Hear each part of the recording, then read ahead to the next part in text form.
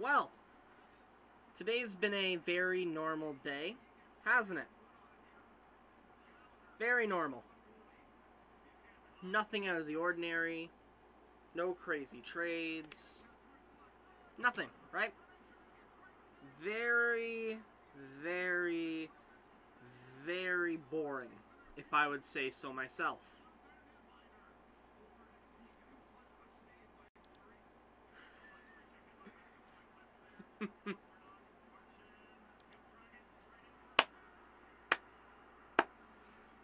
Hello, everybody. Welcome to the stream that wasn't supposed to happen. Welcome to my reaction to the 2020 NHL entry draft. As I'm just going to tilt the camera up. How are we all doing tonight? Dang it, I was in such a rush to start this, I forgot to actually do a couple things. The first thing I'm going to do is a quick audio check, so give me 1 second here, please. Let me just mute this and check the audio.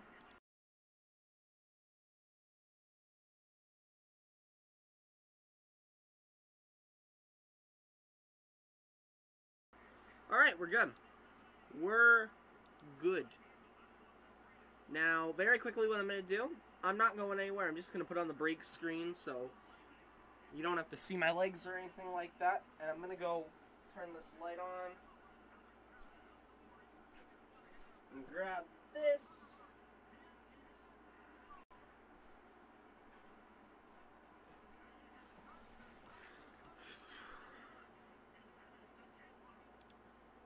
Oh, wrong thing. There we go. There we go. See, it's a little bit brighter. So yeah, we're here. We're here, to react to the draft. However, before we can do that, we only have everything to talk about.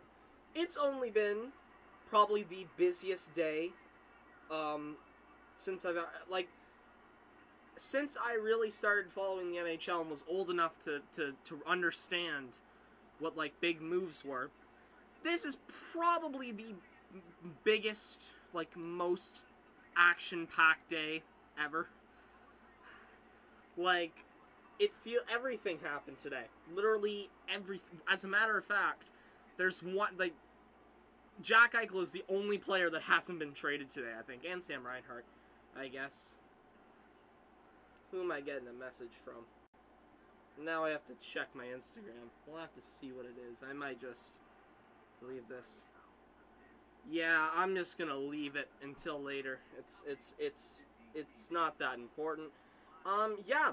So we're here, and we have a lot to talk about. So let's get to it, shall we? Welcome everyone to the stream. Thank you all for tuning in. And like I said, certainly isn't a lack of things to talk about. It's really hard for me to determine where to start, because obviously I didn't upload a video yesterday because nothing that big happened. So I missed out on a few moves. And so I think what we're going to do is we're just going to go over everything. We're going to start with signings over the past couple of days that are major. Then we're going to move into trades, and then we're going to move into rumors, right? Because rumors is really, like, it leaves a lot of open-ended discussion. So we can do a lot of different things here. Oh boy, this Seth Jones trade is... oh, this trade is not so... It's a fun trade. Let's start off with some signings, though, shall we? Some re-signings. Like I said, I really want to stir up some drama here, some tension. Obviously, the expansion draft happened, and when that happened, we talked about how Larson, Alexiak, and Driedger all had contracts in place. And then the next day, when the roster freeze was lifted, one of the first signings announced was Mike Smith, signing a 2-year deal with the Oilers worth $2.2 million per season. As an Oilers fan, I don't mind this move. A lot of people don't like it because of that second year, okay? Here's the deal. We're hearing now more and more about how it's hard to find people that want to play in Canada. Like, that was something that was just reported, I think, yesterday, that a lot of players don't want to come to Canada. We have a decent goaltender who wants to play in Canada. I'm not going to take that for granted. Mike Smith played really well for us this year, and hopefully he's in a more limited role next, and he can still be a really good player. I like the signing. I like the re-signing, as simple as that. We'll talk about Nedeljkovic here in a bit. Michael Rasmussen signs a 3-year extension worth $1.46 million in Detroit. Not bad. He's a young player with a lot of upside. Former top 10 pick, if I'm not mistaken. So maybe he's able to grow and become a better player. That's what we're hoping anyways, if you're Detroit. Not a bad deal at all for Michael Rasmussen. Excited to see how that pays off for them. And if he can live up to the contract or exceed it. Then we get to the big one. Barclay Goodrow, who, if you remember, his rights were traded to New York for a 7th round pick.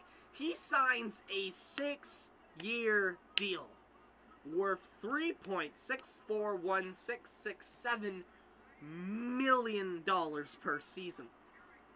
That'd be a pretty big contract, doesn't it? In all honesty, I do like the deal for Barclay Goodrow. Is it expensive? Yes, it is expensive.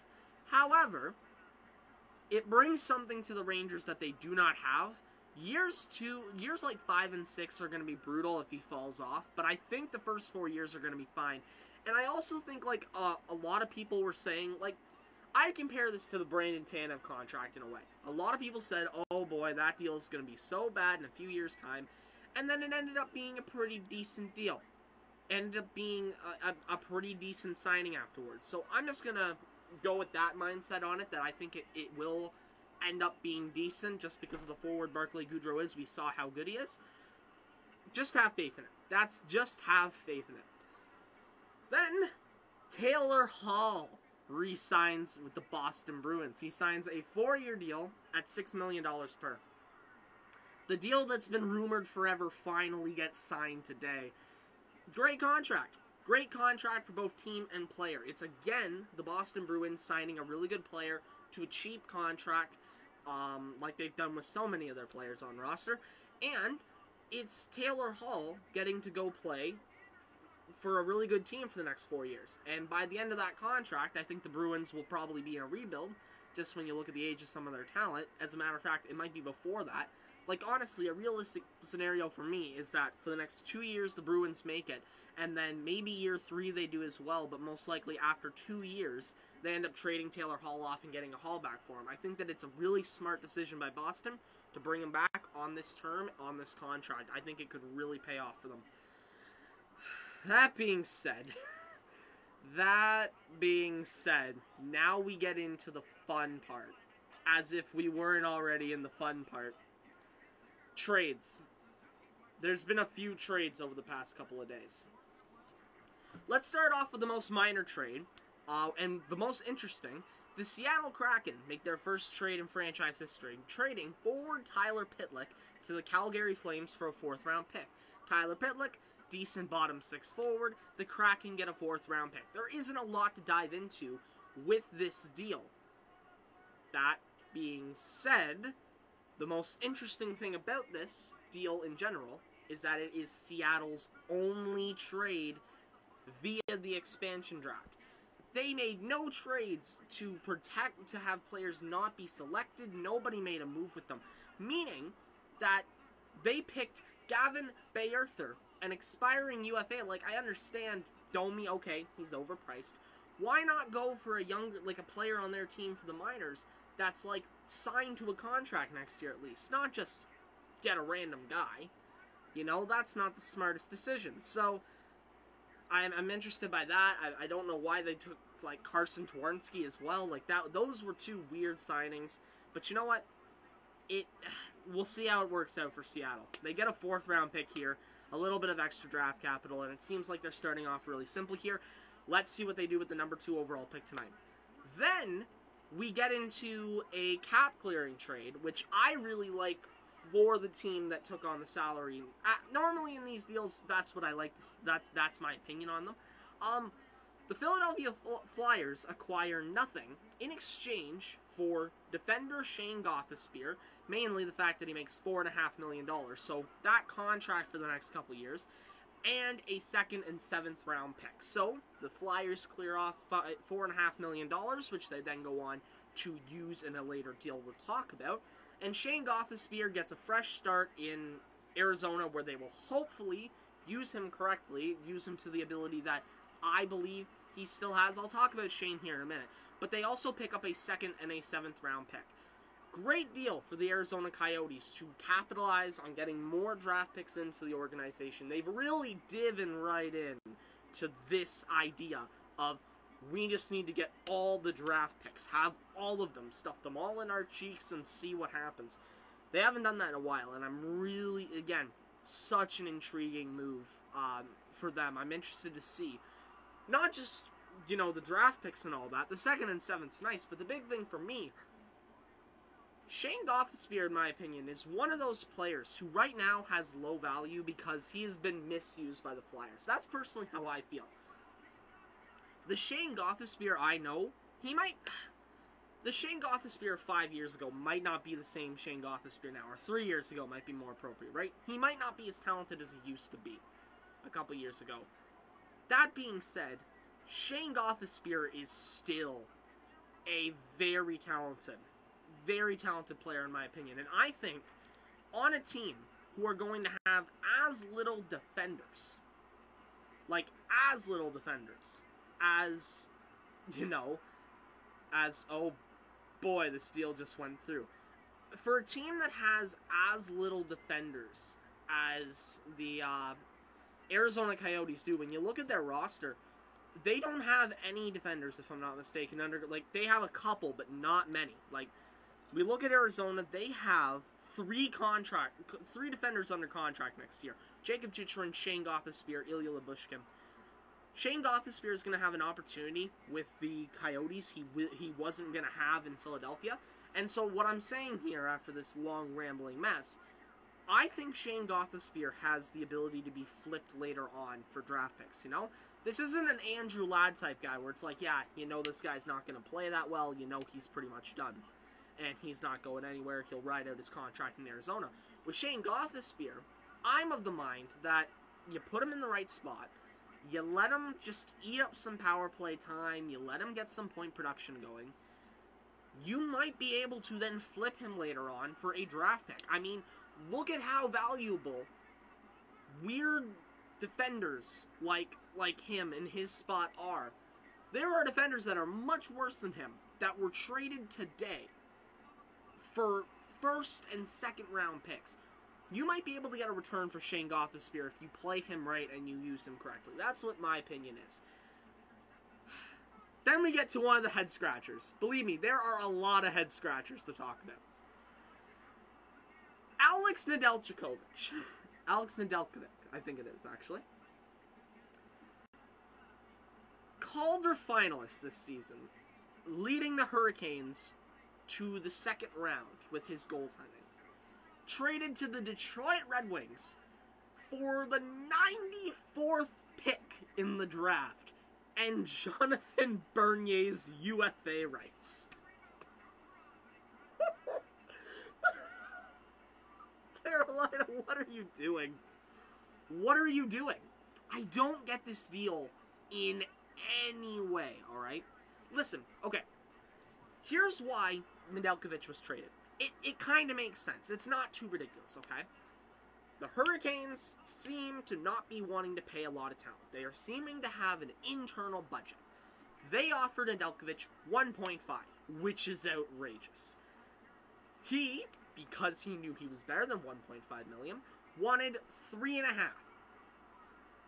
The Hurricanes were not willing to pay that. Okay, you know what? That's annoying. You don't want to do that. You probably should pay him. That's okay, alright? That's not my problem here, okay? A lot of people are mad that they didn't want to keep him in the first place. If you want to be mad about that, sure. My big problem with this is the fact that, okay, you had a Calder-winning goaltender, or sorry, a Calder finalist goaltender on your roster, and you could only get a 3rd round pick and an expiring UFA for him. Adin Hill got a 2nd round pick the other day, and you got a late 3rd, mind you, for Alex Nedeljkovic? Now, maybe that's just because Steve Yzerman was playing hardball, but There are so many other teams across this league. You probably could have gotten a first out of Edmonton if you tried hard enough. Like, come on here. Alex Nedeljkovic is a very good goaltender, and now the Detroit Red Wings have him, and they signed him to a 2-year deal at $3 million per. Oh, it's such a good contract. It's such a good contract, man. It's so good. Nedeljkovic is going to he's going to be a catalyst behind the Detroit Red Wings rebuilding and emerging from the ashes. And for the Hurricanes, just when you thought they found their solution in net, they let it slip out of their fingers. Let's move on to another one of the trades that isn't a head-scratcher, because believe me, like I said, there are going to be some head-scratchers, so I want to get the ones that aren't that much of a head-scratcher out of the way first, okay? The New York Rangers made a trade with the St. Louis Blues today. The St. Louis Blues acquired RFA forward Pavel Buchnevich in exchange for Sammy Blais and a second-round pick. Here's the deal, like, I feel like part of it might just be that I'm not, like, fully up to date. As the NHL draft, by the way, the coverage is now kicking off, but my theory is that it's still going to be a while before we actually get, you know, into the draft. That's normally how it is. Normally you're sitting here at 8 o'clock being like, okay, the draft's going to start. It normally doesn't start till like 8:30ish. Might be a bit different, but we'll still talk about everything I want to talk about. Sammy Blais and a second-round pick for Pavel Buchnevich, for me, I feel like it's fair value. Like I said, I might be underrating Buchnevich, but personally, I think that this deal is fine. I think it's a bit of an even trade. I'm personally high on Sammy Blais as well, and I think that's what it might be, but honestly, sure, the Rangers do not get the better of players, but they clear up some cap space, because let's face it, Buchnevich was going to want more than 1.5. He was probably going to want 4.5 to 5-ish. So the Blues pick him up. That's going to be a good player for them to have. I am interested to now see what happens with Jaden Schwartz. I don't think Schwartz ends up going back to St. Louis. Neither do I think Mike Hoffman goes back. Maybe that opens the door for a Gabriel Landeskog still, but I really don't think so. But the Rangers then acquire Sammy Blais, who can be a reliable third-line guy, a guy in your bottom six that you can trust with responsibility, and they also get a second-round pick back. I think that that's great value. I think that that's great value for the Rangers and for the Blues. Good deal. I think that that's a deal today where you can look at it and say, at least compared to the other deals, even. It's an even deal.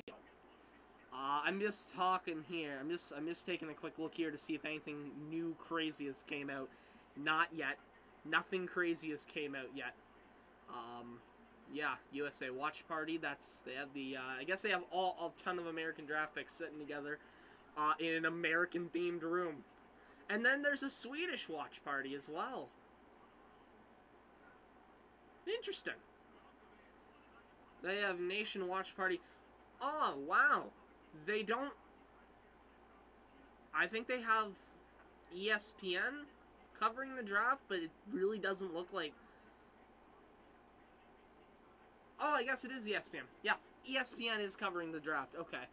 I'm surprised they don't have Sportsnet coverage, though. I thought... And they have Jeff Gordon. So they have a panel here of Sam Constantino, Kevin Weeks, and Jeff Gordon. Fun. I don't mind that at all. That's going to be a good, entertaining ride to listen to, I think. But let's get back into trades, right? I left off, I already talked about Buchnevich, okay. Sorry, I'm kind of everywhere. There's a lot going on. Hello there to whoever just said yo in the chat. Hello. How are we doing? Back to the hockey, shall we? Buffalo and Philadelphia make a trade today. And again, this is our first laugher, guys. This is the first one that's hilarious. To me, it's hilarious. The Buffalo Sabres acquire Robert Hagg, the 14th overall pick this year, and a 2023 second. Now, hold on. You hear that return, and for me, anyways, what I'm thinking right now is, man, that's a good return. That must be for, like, what, Sam Reinhart? No! Rasmus Ristolainen.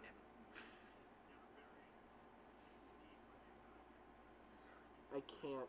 So Rasmus Ristolainen goes to Philadelphia to do Rasmus Ristolainen things, I guess would be the best way to say it. And Buffalo got a first, second, and Robert Hagg. Buffalo wins. This isn't even a competition.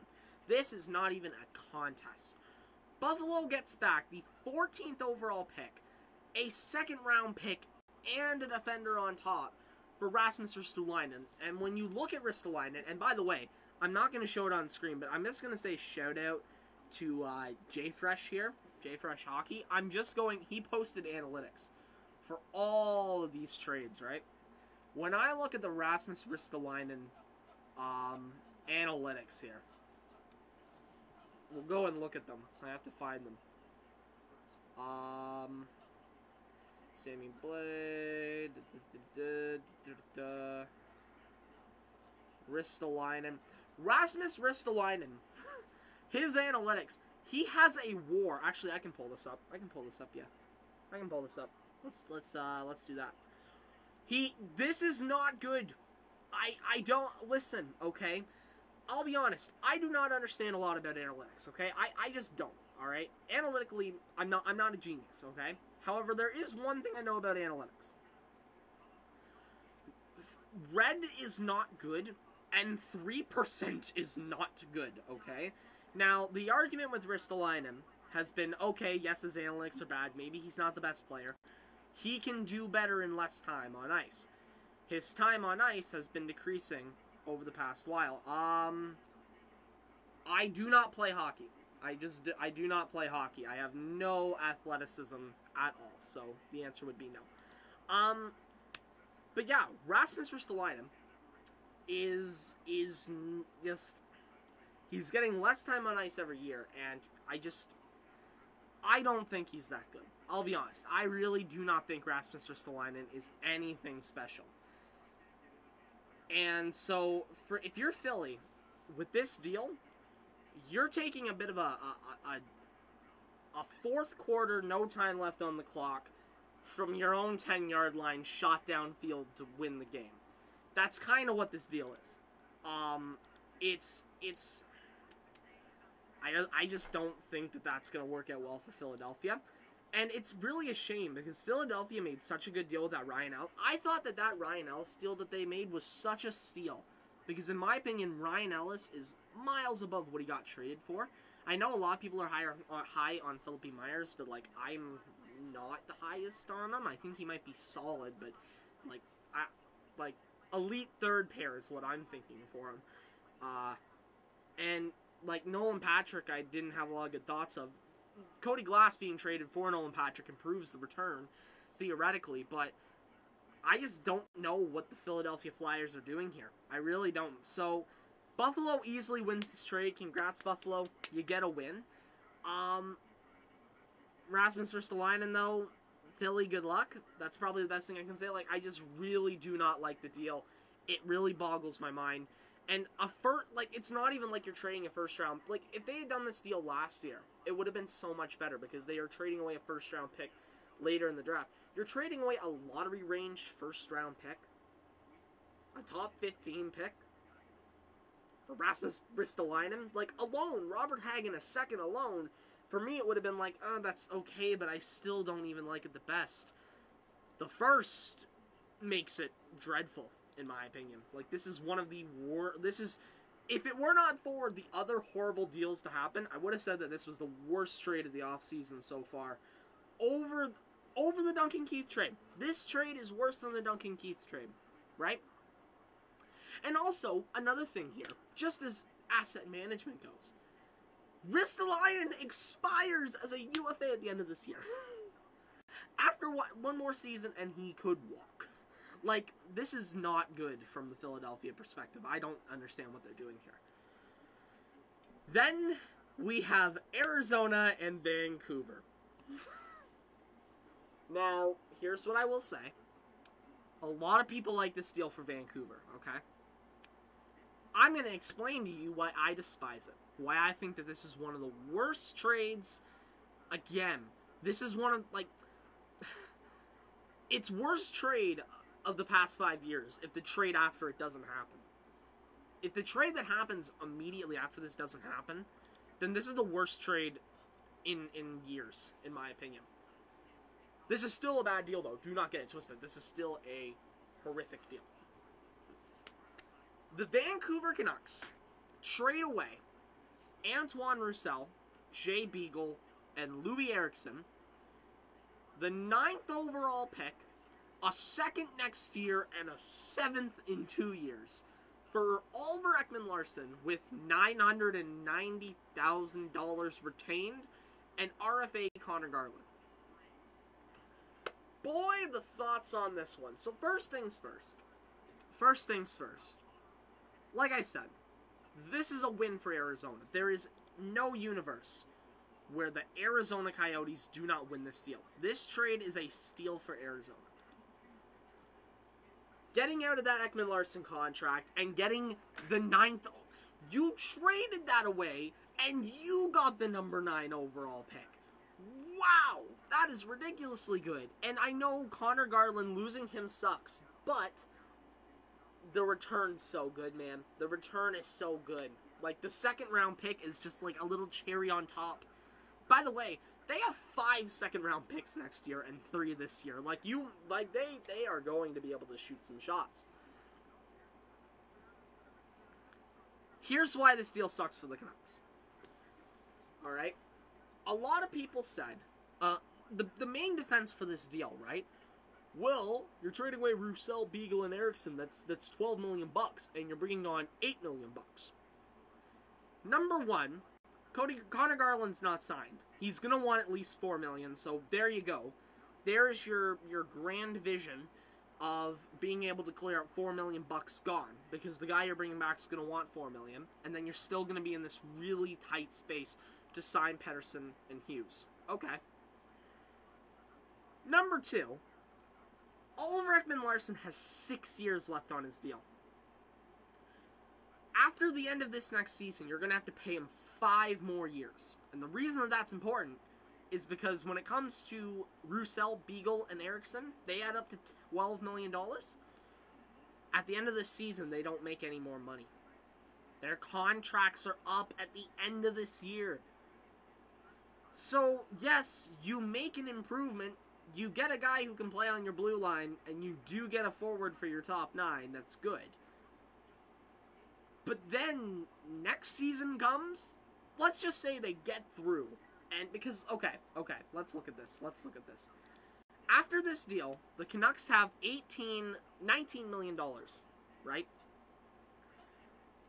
Let's say that they are able to sign Hughes to a 3-year deal at $7.5 million. So 19 minus 7.5, like $12.5 million. Okay, you get $12.5 million. Then you have to take off another 9, in my opinion, for Pettersson. All right, that's 3.5, and then you still need to sign Garland, and he's gonna want more than 3.5. There has to be another deal, or else cap-wise, they don't have cap space. Yeah, like they do not have the cap space. So the whole point of this deal was to clear up cap room. They didn't clear up cap room. This deal sucks. This is a horrible trade for the Vancouver Canucks. This is so bad, in my opinion. Like, really, it's bad. So, another bad deal involving a defenseman whose analytics are garbage. And, like I said, for the Canucks, I don't know where you go. You have a lot of people to re-sign, not a lot of money to do it. And then that doesn't even take into effect what happens next year when Besser's up, and the fact that you have to sign guys like Hughes and Pettersson to shorter-term contracts. What's going to happen when those deals are up in a quicker amount of time? For the Coyotes, man, they look really good. They look really good. Think about it. Next year, they're going to have $12 million coming off the books in these 3 alone. You're going to be able to make a play. Not to mention, you're getting the 9th overall pick in this draft, which could be a pretty big pick. It could be a pretty big pick. I have a lot of hopes for what this selection could be. You know, I'm, like, we'll talk about the draft here in a bit. I'm really high on what this draft does have to offer. I don't think that there's any superstars, but I think there's still a lot of really good players in it. So, again, I like this. I like this for the Coyotes, and I despise this for the Canucks. Like, thank you, Jim Benning, for being able to conceal how bad of a job Ken Holland's done. Like, yes, people are still going to talk about Ken Holland and how bad of a job he did. It ain't gonna be bad. It ain't gonna be as bad as what Mr. Ekman-Larsson did. And by the way, you want to look at Ekman-Larsson here? This is the guy that they just picked up. That's what they got. That's what they got. They gave up the 9th overall pick to get that. This is one of the worst contracts in the league. It just is. It's one of the worst contracts in the league. It's horrible. Moving on to our final, or actually, nope, our second last trade. Another one just came through. Just got added in. Chicago Blackhawks made a deal with the Columbus Blue Jackets, and I'm just going to say this right now. As I said that the Ristolainen trade would have been the worst if the next two trades didn't happen. I said the Larson trade would have been worse if the next trade didn't happen. This trade is it's not only the worst trade of this offseason, it's the worst compared to anything that happened last offseason, and the one before that, and the one before that. This is the worst trade I have ever seen in my life. And I watched the Oilers, I am a fan of the Oilers, who traded away Matt Barzal and Anthony Beauvillier. Actually, no, Beauvillier was... They traded the pick that then was primarily used to get Beauvillier. It doesn't matter. For Griffin Reinhart. I watched that deal happen. This is one of the worst trades I've ever seen. The Chicago Blackhawks acquire Seth Jones. We'll get to Seth Jones. A 2021 first-round pick, the Tampa Bay pick, 32nd in the draft, and a 6th-round pick from Columbus next year.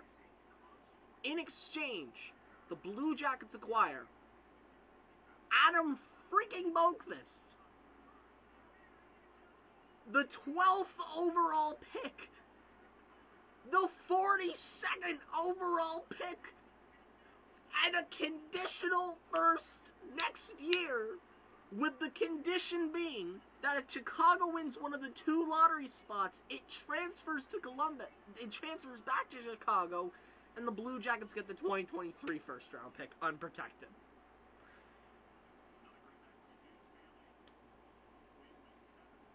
How?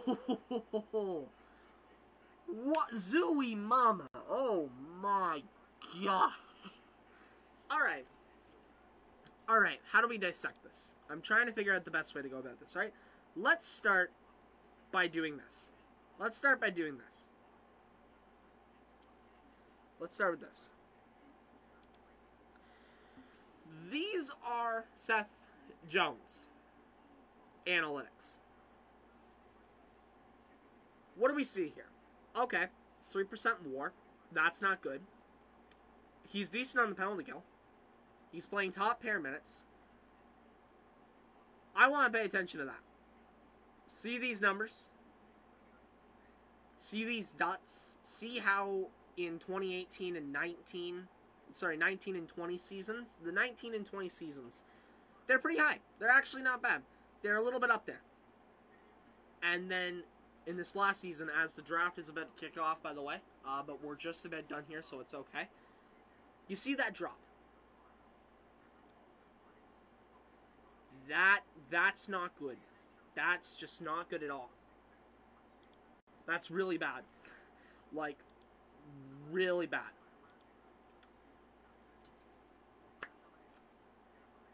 Seth, like, he has the ability to be good, but you're betting a lot in him with this trade, right? In my opinion, solely, they gave up Adam Boqvist to get this happening. Seth Jones for Adam Boqvist 1-for-1 is a trade I say no to. Every day of the week. I say no to that deal every day of the week. Right?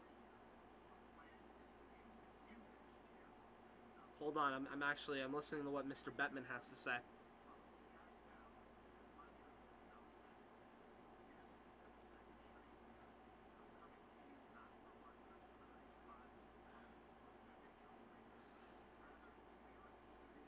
Alright, he's just talking about how they're in New Jersey and not in Montreal for the draft. But Seth Jones for Adam Boqvist alone is a bad trade for me. So then you add in these draft picks. And this is a horrific trade. So, what are each team going for? Let's start with Columbus, right? Home run. They have hit it out of the park. This is one of the best returns I have ever seen. As a matter of fact, and people might hate me for this is arguably one of the best hauls in a return. This is definitely the best haul in a return since the Matt Duchene trade from Colorado. This is one of I think this may be able to go down as one of the best returns of an NHL trade of all time. In history. This might be one of the best trade package returns. Especially considering how, mediocre Seth Jones is. How bad he is, sorry. Not even mediocre. He was horrible.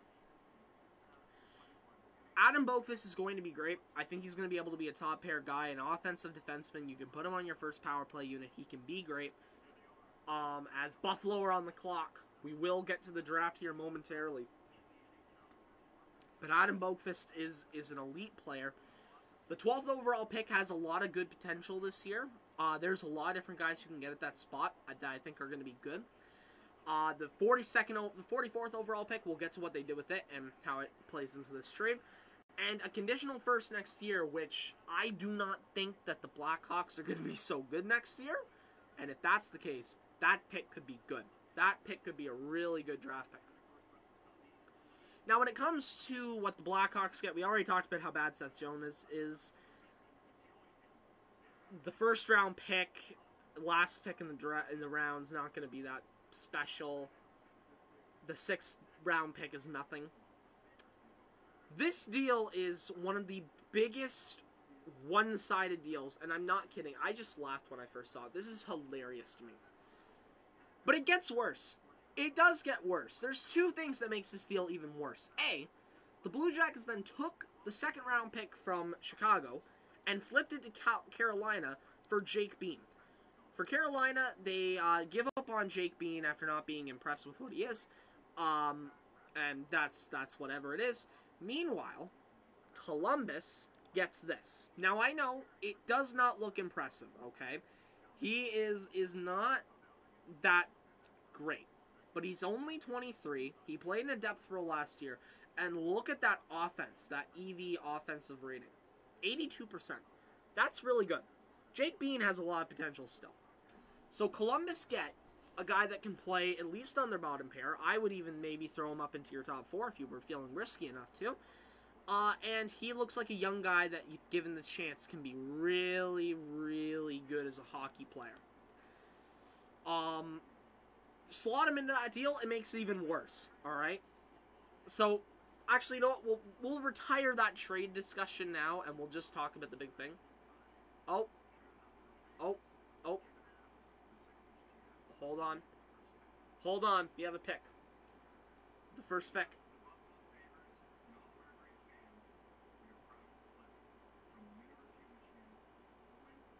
Owen Power is heading to Buffalo to die. There we go.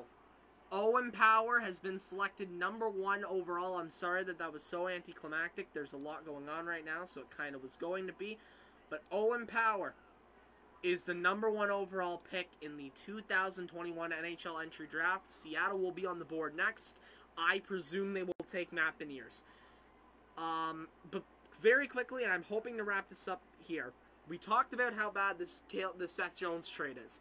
It gets even worse. And I cannot stress how bad this is.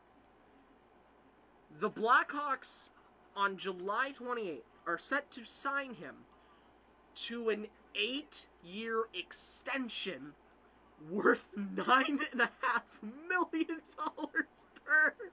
And there it is. There is the worst trade of all time for the Blackhawks. There will never be a trade that is worse. Seth Jones, you are betting on a guy who had a down year analytically, and you're willing to invest $9.5 million for the next 8 years into him. He's gonna make 5.4 for this season, and then the next year an 8-year deal kicks in. That will make him the third highest paid defenseman in the league. He makes more than Roman Josi. He's gonna make more than Dougie Hamilton too, and he sucks.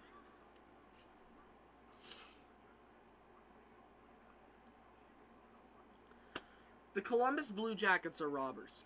They just stole the lunch money out of the back pocket of the Chicago Blackhawks. That deal sucks for the Blackhawks. It is such a bad deal. Like, wow, the overpayment. So, in conclusion, we've talked about all the deals. We're really waiting on one more thing, though, that's going to make everything more interesting. But Seth Jones to Chicago is the worst deal of all time. A lot of bad deals today, but it was fun to watch. It was definitely fun to watch, and also fun to tweet about. You want my original reactions? Go to Twitter. Go to Twitter and look at my feed. I've been tweeting all day long about how comedic it all is. Yeah, there we go. So, I don't really think I have anything else I want to say on trades. I'll just recap for anybody that's just joining. Over the past 2 days, there have been a lot of trades, and here's my reaction to all of them. I like the Gostisbehere trade for the Coyotes and think Gostisbehere can bounce back, and I think that they got good draft pick compensation.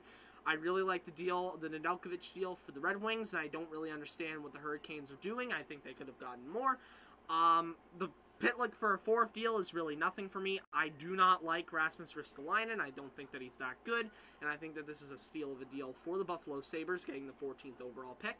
I think that the Sammy Blais Pavel Buchnevich deal is actually a pretty even deal, and I'm high on both players playing well in their cities.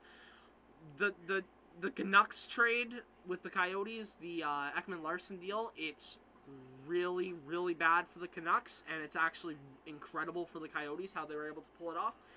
And the Seth Jones deal is one of the worst deals I've ever seen in NHL history. The Jones extension is laughable, and Jake Bean is going to have an opportunity to be the defenseman we're hoping that he can be when he heads off to Columbus. There we go. We're done. We're done with the trades, and now we can focus on the draft with the number 1 overall pick. The Buffalo Sabres selected the man himself, Owen Power. Now, nobody really doubted this, but it was kind of clear Owen Power did not like exactly what they were, sorry, I forgot what I was saying mid-sentence. What I was going to say, oh, hold on.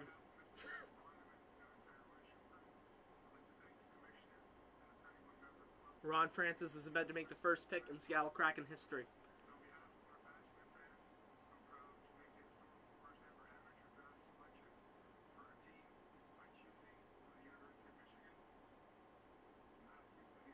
Matthew Beniers is heading to the Seattle Kraken, ladies and gentlemen.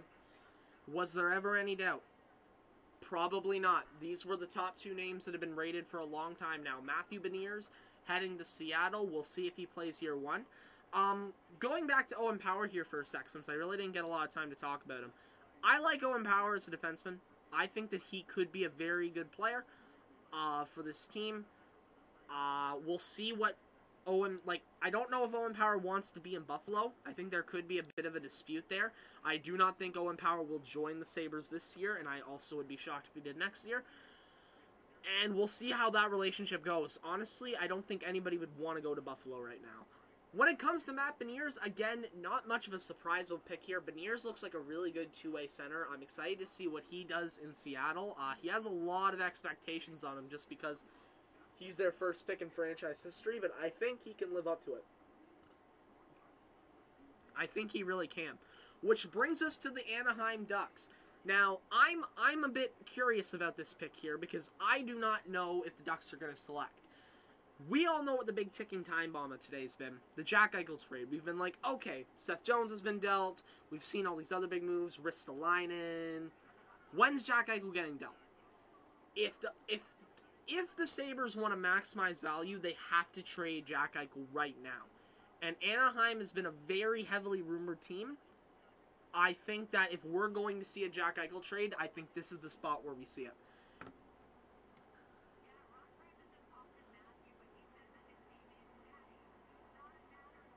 Oh man, I was getting scared there for a sec because I saw a trade alert pop up. So I went through my talking face. How's everyone doing? How is everyone doing?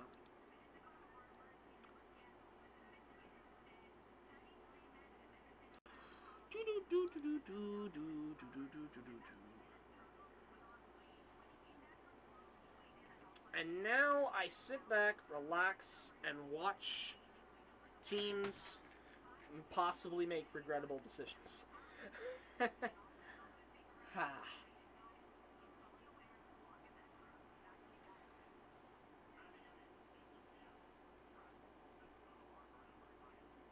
So Anaheim on the board. Scouts would say, this is really where the draft opens up. So really, anyone can go anywhere at this point. But we will see what they do. Do they go with a guy like Brandt Clarke? Do they think that they need that? Is William Eklund, the guy that a lot of people want this spot, going to be the guy on their mind? Is it going to be Dylan Guenther? That's the guy I've heard thrown around for that spot. What are we going to see come out of this pick? And like I said, I think we might still be in for a big trade, whether that be Reinhart or whether that be Reinhart or Eichel. I think we're in for a really big trade here.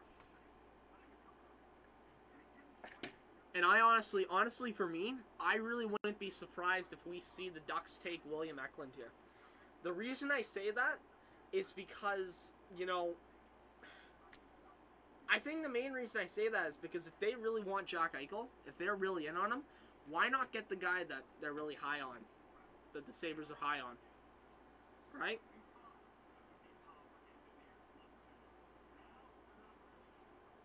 "90 seconds left on the clock for the Ducks draft pick. I don't know who is going to be taken. I believe, I wouldn't be surprised if we saw a trade even. Are we heading to commercial? We're heading to commercial. With time on the clock, we head to commercial. Interesting. Interesting.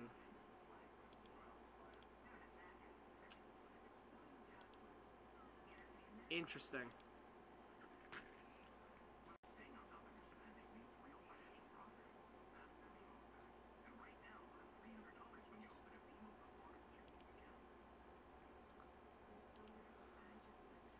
I feel like we're sitting right on a time bomb. Like,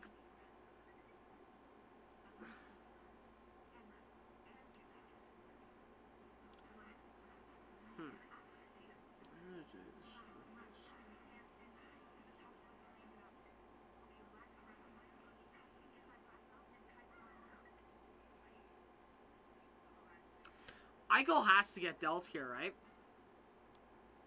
That's just, like, my thought process right now with Jack Eichel is simple. We've heard for so long about how he's going to get traded, and that he's going to get traded for this draft pick. Like I said, the best way to capitalize value is by trading him for a draft pick, and then being able to do your thing. So, maybe all along, what we have here is we just have Kevin Adams sitting there like, hey, we have a trade in place, we're just waiting for the time to come, right? Is that what it is? I mean, we've already seen today 3 top 15 picks move, which is very rare, remember. Like, we normally never see a picks that high up move, so this is rare to begin with. I'm officially going to tilt this and sit relaxingly, because I feel like doing that.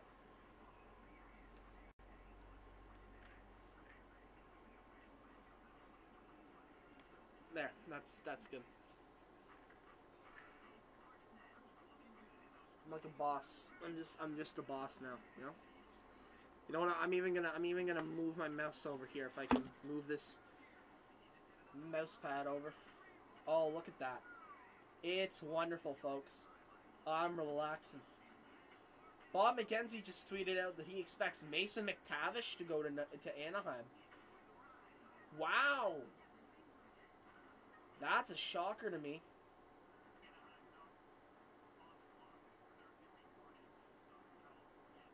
Wow, Mason McTavish. He was the second highest ranked forward, like the second highest ranked North American skater by NHL Scouting. I feel like it's a bit of a reach at 3, but you know what? Hey, listen, I'm not going to complain. I love Mason McTavish. Shout out to the Peterborough Petes.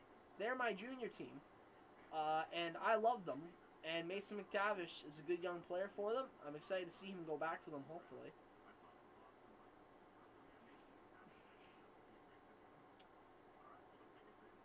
The pick's in.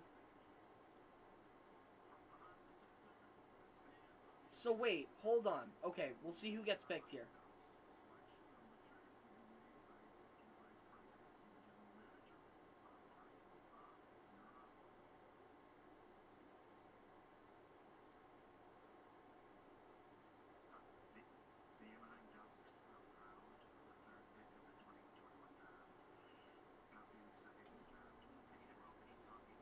Yep. Mason McTavish, number 3. You know what I'm going to do? I'm going to go on a cap friendly, and I'm going to go set up a draft, and then I'm just going to follow along. That way I can just see who's all available.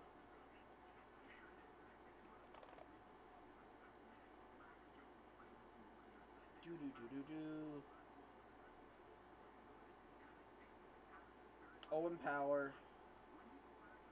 Matt Beniers. And Mason, where is he? Mason McTavish. There we go. We have the 3 players in. So here's what I'm really intrigued about, right? Here's what I'm really interested by. What does this mean for Jack Eichel? What does this mean for him? Because, again, Anaheim was a really highly rumored team. And so if they're not in on him, and, like, again, they could have easily selected, like, they could have selected Eklund if the Sabres were so high on him, but they didn't. They purposely said Mason McTavish, so maybe, I guess, Eichel to Anaheim's not happening. Is Jack Eichel just not going to get traded this offseason?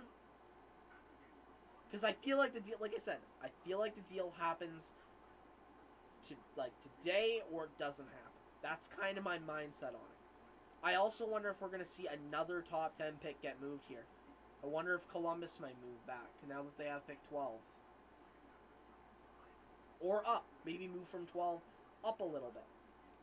New Jersey is the team on the clock. I believe they should go defenseman.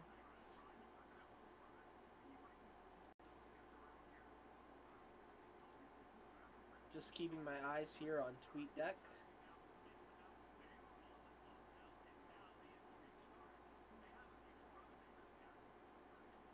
I wouldn't be. Oh man. Oh, you have to go Hughes. Man, I think that the Devils are definitely going Quinn Hughes. I'm gonna sit back up now. The Devils are definitely going Quinn Hughes. There's no way they're not. They just are. Like, you have Luke sitting with his brothers. Like, Luke Hughes has to go to New Jersey, doesn't he? He has to.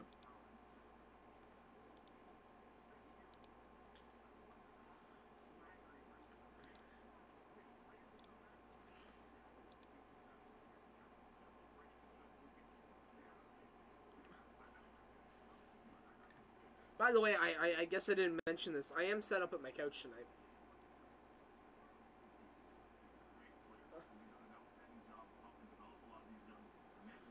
Oh, alright.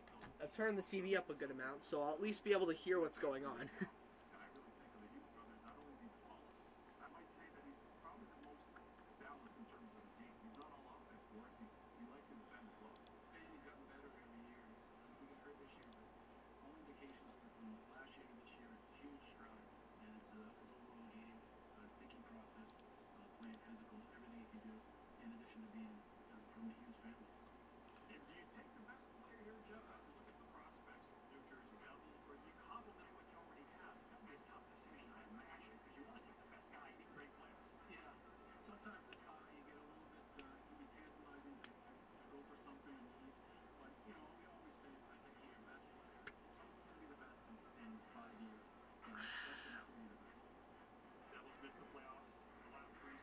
See what happens here.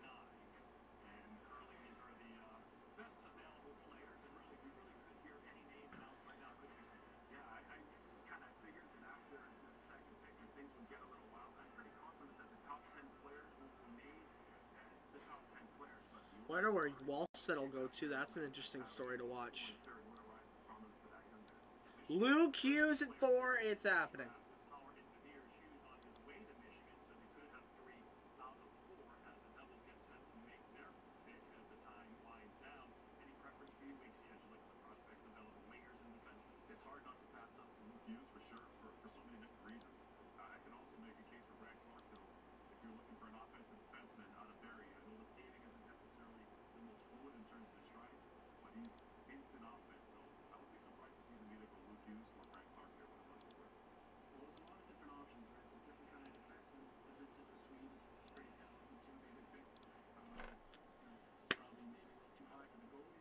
Reportedly, it's Luke Hughes that's going to the New Jersey Devils. That's according to Bob McKenzie, who I think I'm immediately going to now open up and pay attention to, because it seems like he's the man.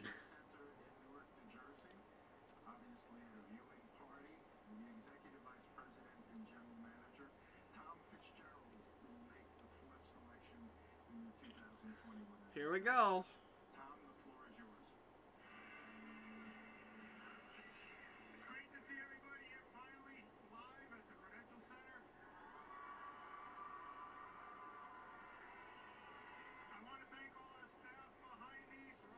Luke Hughes, they're gonna do it. Put together the two Hughes brothers and get leverage for when you want Quinn.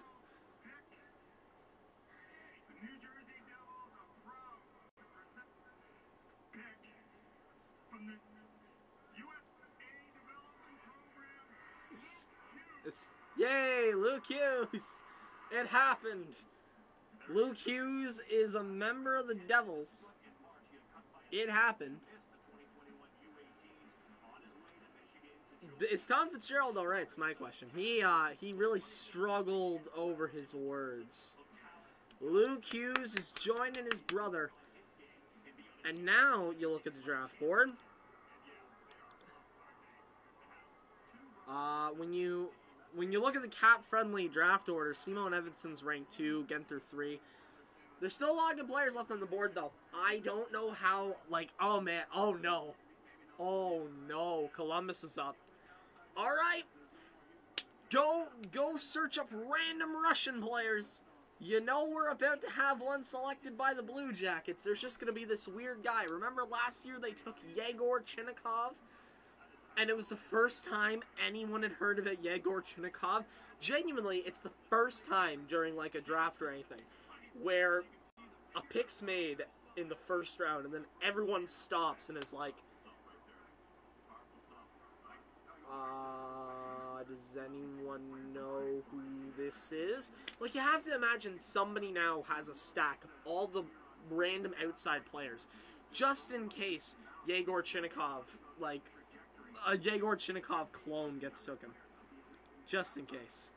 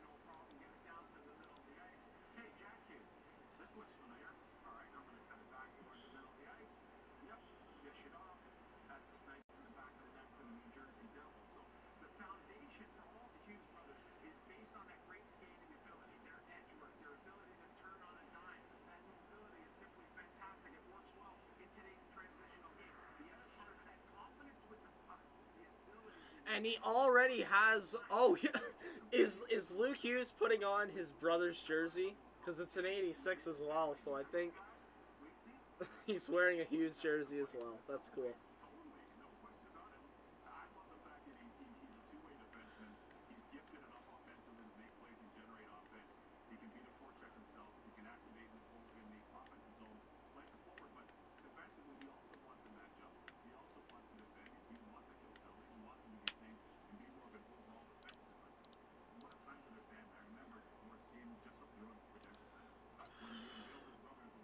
So Columbus is on the board, and we wait for their pick to come in. And at this point, I've came to the realization that Jack Eichel's not getting traded. Like, I know the hype's gonna still be there, the talk's all gonna be there. This is the moment where I think I've officially, like, it's weird, right? Like, I could see Jack Eichel getting traded later, but, like, I don't think Jack Eichel's getting traded now. I think it's done.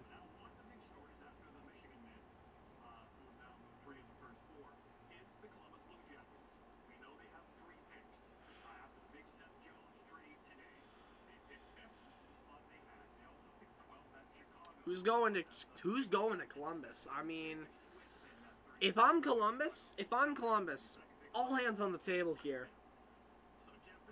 Probably Simone Edvinsson, but also William Eklund. One of those two.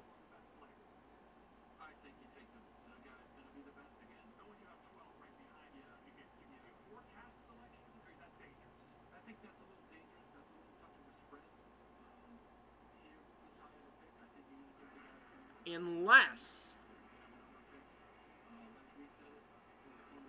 I'm probably okay. The pick's in. I was about to say I'm probably gonna be wrong, but what if the reason you load up on picks is to go for Jack Eichel?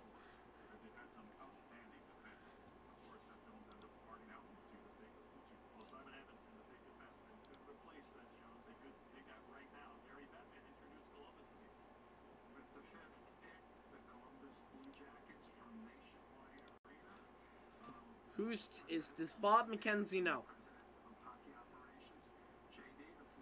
Bob McKenzie doesn't know?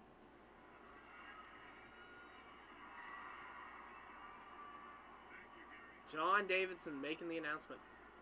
On behalf of our ownership group led by John McConnell, our staff, coaches, and players, I want to thank all the great fans here tonight at Nationwide Arena. Thank you. Wow, Nationwide Arena's packed for the draft. To make our first pick in the 2021 National Hockey League Draft, I would like to introduce a great and longtime fan of the Blue Jackets, an Ohio guy, the former captain of the Ohio State Buckeyes, and one of the best broadcasters in the business, ESPN's own Kurt Street. Kurt somebody. I didn't get your last name.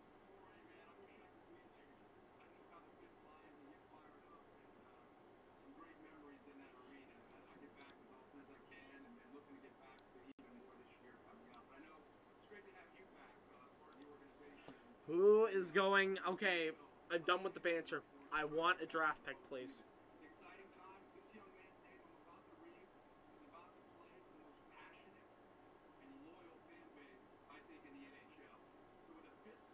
Kirk Herbstreit.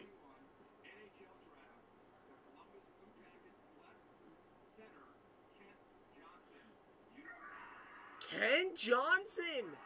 Okay!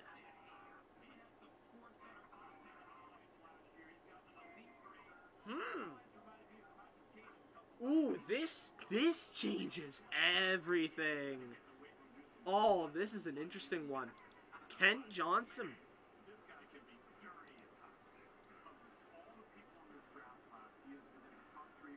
I've heard a lot about Kent Johnson, and it's not even negative, but it is a lot of mixed reviews. It's kind of like, listen, Kent Johnson can be really good, but he does have, like, he likes to carry the puck a lot. He likes to do a lot of things on his own.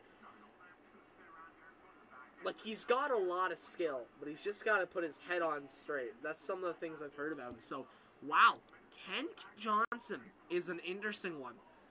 I did not hear a lot I did not hear a lot of people saying he was going top 5, but he has. And now Detroit are up, and let's face it, I was about to say I know who they're going for. I don't. I don't know who they're going for. You can say Wallstead all you want. No, it's not going to be Wallstead. They have a goalie now in Nedeljkovic. I don't think that they're going to go Wallstead unless they really are high on him. Simon Edvinsson would be a real, man, they need a defenseman. Simon Edvinsson would be a great fit in Detroit. I feel like he would not just be a good fit, he would be a great, exceptional fit.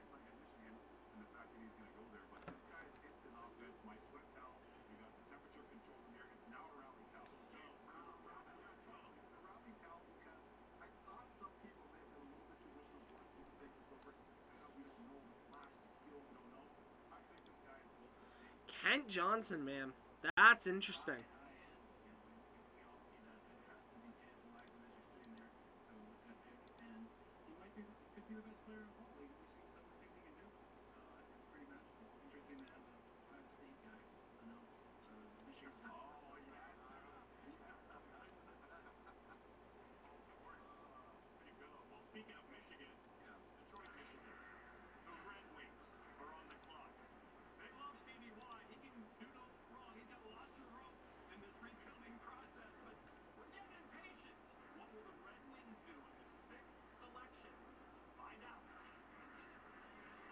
Alright, here we go, guys. Detroit on the board. We're heading to commercial. Woohoo!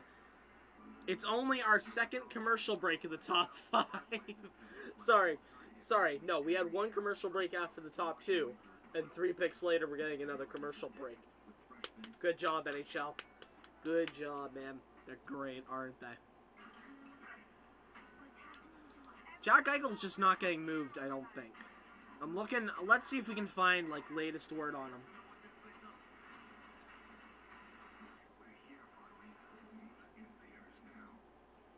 How great is this? Shawarma, 3,000 feet. Not meters. Brandon, I measure life on both sides of the border, feet and meters. Fahrenheit and Celsius. It's a bit percentages, but how can you measure? I don't think we're at the point where Eichel's written off completely yet, but Detroit's not going to make the move. Neither is San Jose. I think that if there's any hope of an Eichel trade, or with that, any hope of an Eichel or Reinhart trade, it's LA. If we get past LA without a trade, do not expect a trade of Jack Eichel. I do not think it's going to happen. If you don't mind, I'm just going to take this minute that we have, and I'm going to go get a jersey and put it on. I need to go get a jersey. As I knock my phone over. Captain, did you make that drink? Like apple man. All me, baby. Yes, just me and ice. Delicious. Oh, then a mixer then. When accidents happen, it feels like time is standing still. And that's why Intact Insurance helps you quickly get back to your life. I called important. You'll be okay. But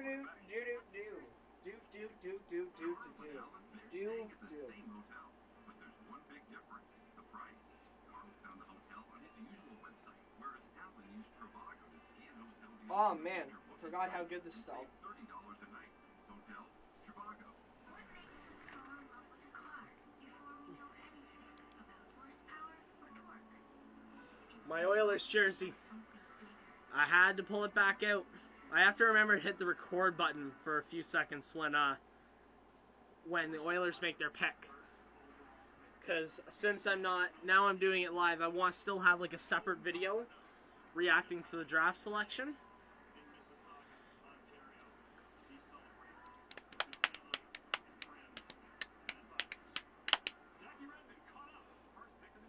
The pick is in, but we're waiting through an interview.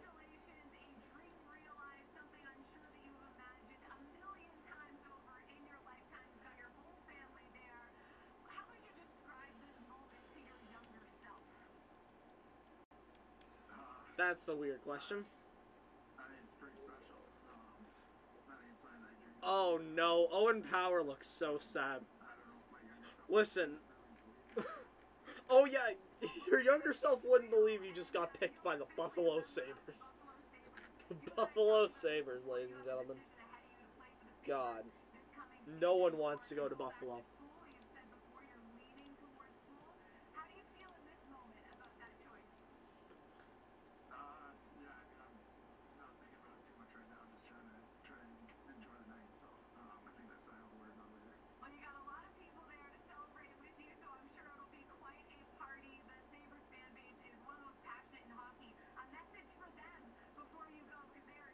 Oh man.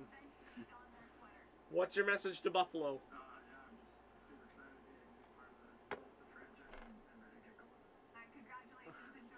He could not have been more monotone with his words.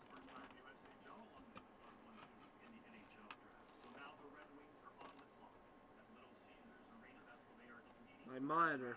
I had to move it up to put my mouse pad down, and my monitor is not on.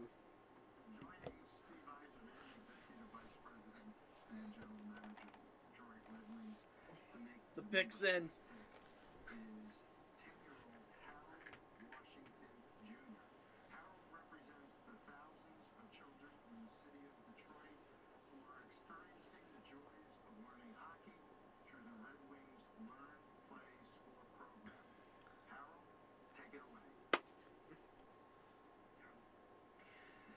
With the 6th pick in the 2021 All right. NHL draft, the Detroit Red Wings are proud to select from Frölunda, Sweden, defenseman Simon Edmundson. Simone Edvinsson, I knew it.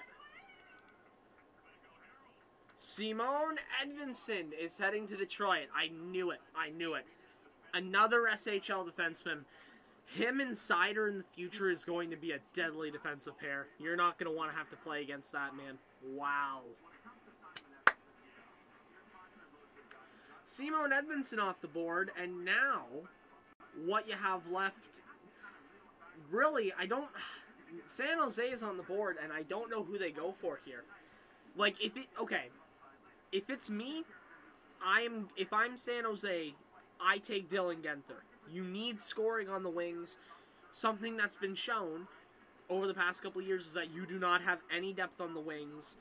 The one defenseman left in Brandt Clark might be good, but you already have Ryan Merkley.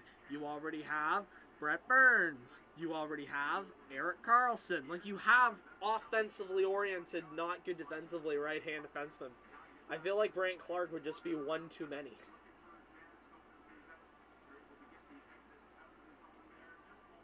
Great job by Edvinsson. Man, Edvinsson's not a bad defender.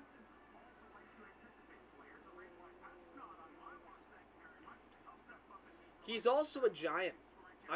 We're looking at the footage of him. He's a big man.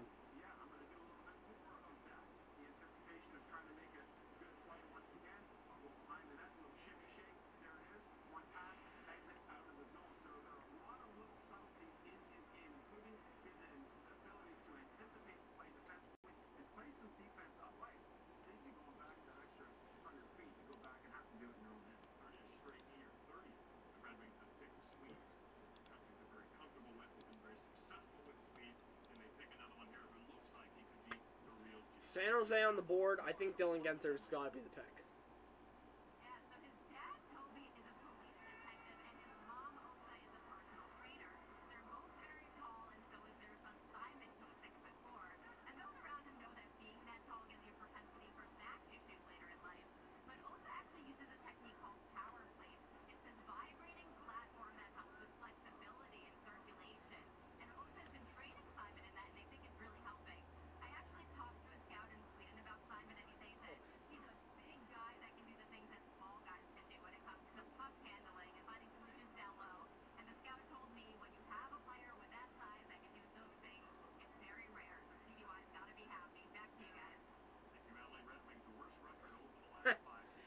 Stinger picked his nose on live TV.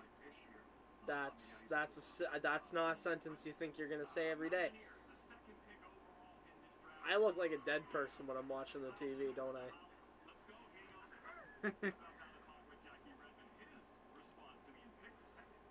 Oh, what does Matt Beniers have to say? Matt, congratulations, officially a member of the Seattle Kraken. I just talked to Rob Francis. You made quite an impression on that group of individuals. What do you remember about your interview process with them? Yeah, they were probably one of my favorite teams that I interviewed with. Ron was great, Eric Gordon, just being in the interviews with those guys, I felt extremely comfortable. They were awesome. It felt like a real conversation, Saying all the right things. Like, that's the thing about hockey players, right? They never have anything interesting to say. They just say all the right things, and that's it. It's boring. You could probably play for that team tomorrow if you wanted to. You've got the experience. Owen Power, your teammate at school, goes first. Ken's expected to go in the top 10. How special was it to share this experience with them, and how much did you guys talk leading up to tonight? Yeah,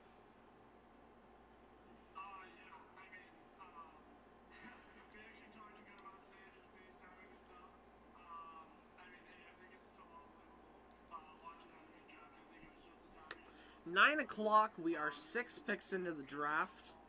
Did I track down Evanson? I did. Okay. San Jose on the board.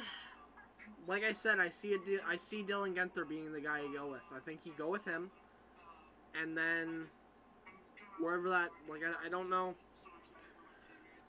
You could go Eklund, but I just don't think Eklund would be a good pick. I see Guenther as a better pick than Eklund. And also, I think the other thing here to look at, if William Eklund is indeed on the board at 8, Eichel or Reinhart are going to LA, I think. And if it's not there, then it's not happening.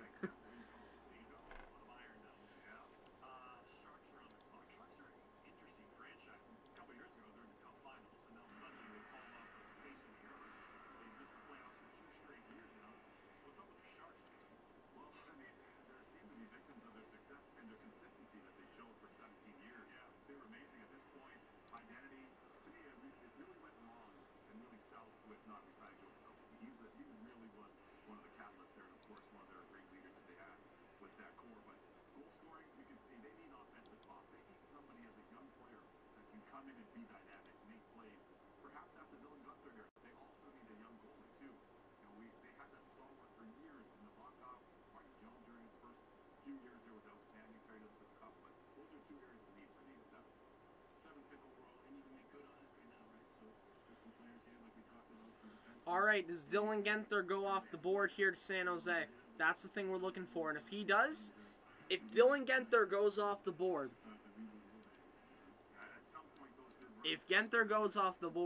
then I think, man, if Dylan Guenther goes off the board, I think we're about to see a top 10 pick get traded again. Another top 10 pick is going to get moved.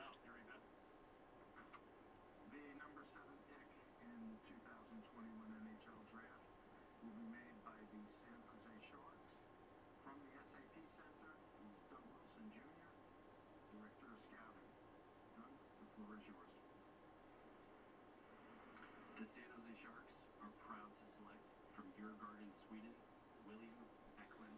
Dang. And San Jose take William Eklund, and that eliminates, like, that's it. We're not going to see a Jack Eichel trade now.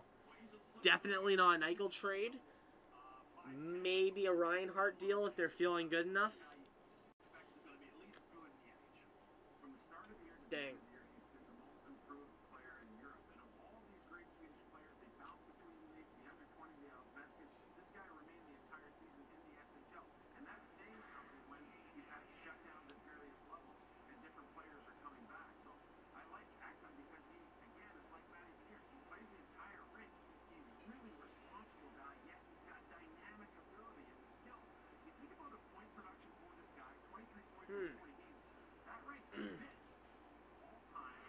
I'm just so fascinated by Buffalo right now. I just don't know what they do.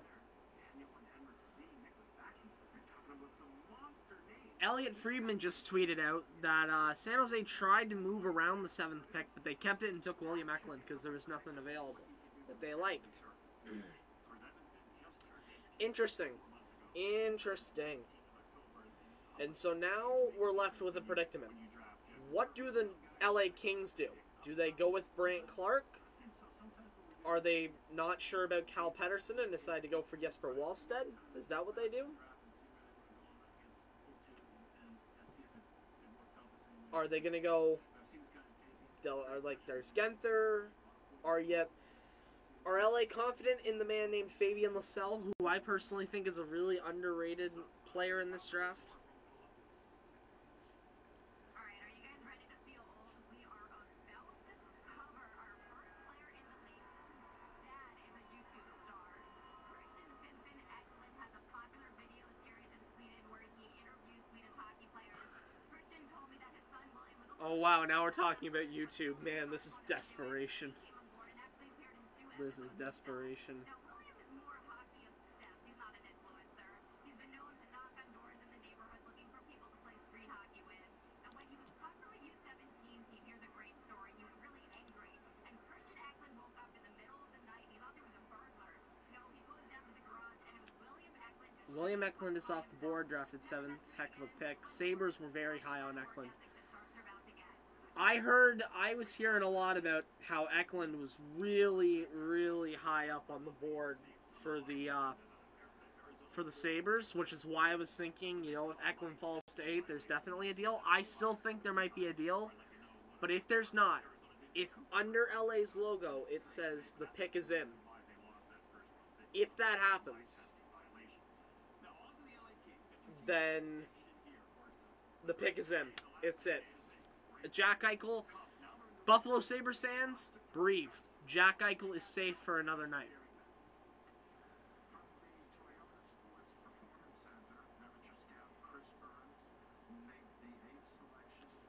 Is Dylan Genther the pick? Or is Genther just going to start falling here? Even more. With the 8th pick in the 2021 NHL Draft, the LA Kings are proud to select from the Barrie Colts of the OHL. Brandt Clark. They go with the right-hand defenseman, and now Arizona get Dylan Genther or Jesper Wallstedt or Fabian Lysell, Chaz Luis. There's a few guys.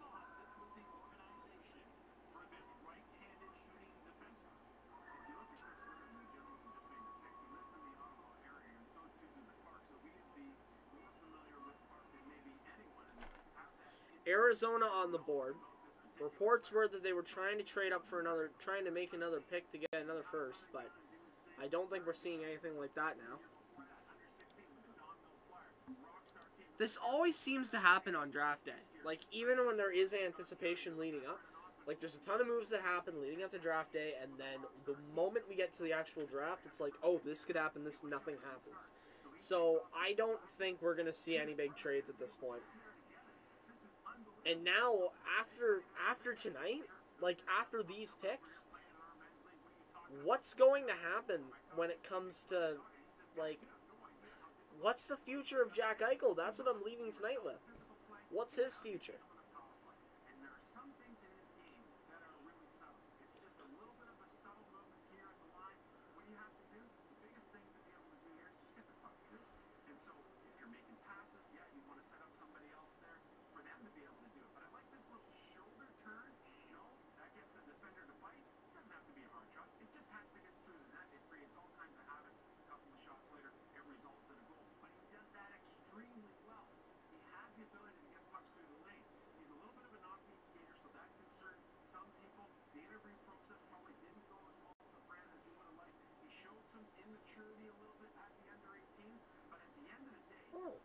Interesting.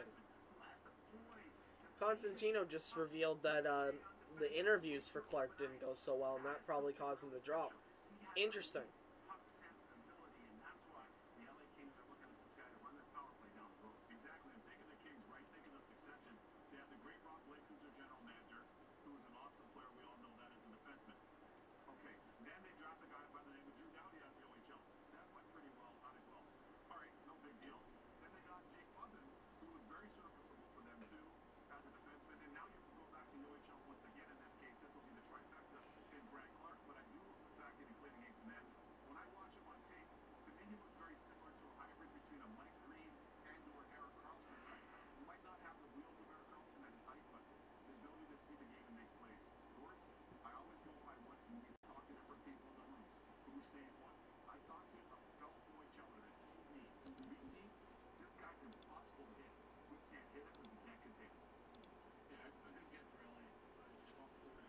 Arizona on the board. I was just attentively listening to what they had to say.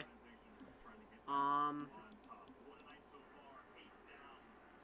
we going to commercial break after 3 more picks again? There are a lot more commercial breaks in the draft with this American coverage than there ever was with Canadian coverage.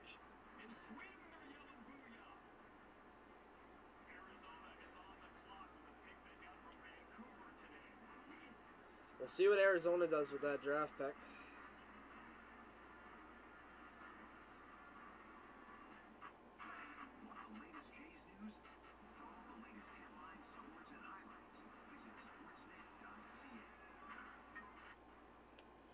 See what if there's any new speak of Jack Eichel.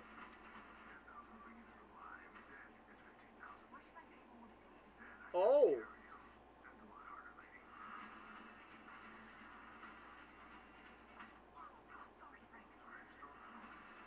I think it's just a joke, but...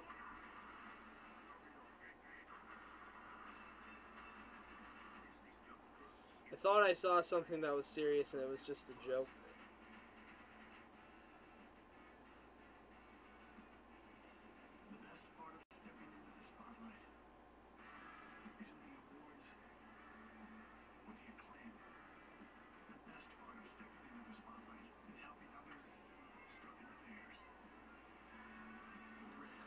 A lot of Rangers fans are online right now saying Eichel to New York at pick 15, which it might be, but I don't know.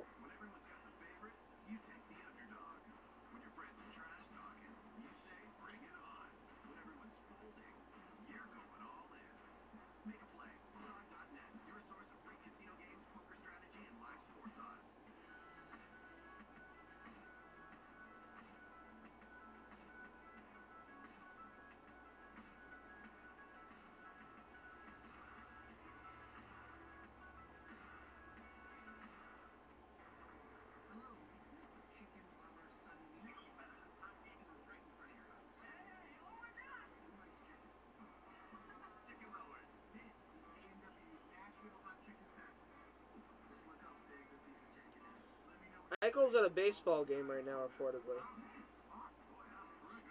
He is. He just tweeted out from his account. He's at the Yankees-Red Sox game. You know, I might have been wrong about Eichel. I think there is one more trade spot that might happen.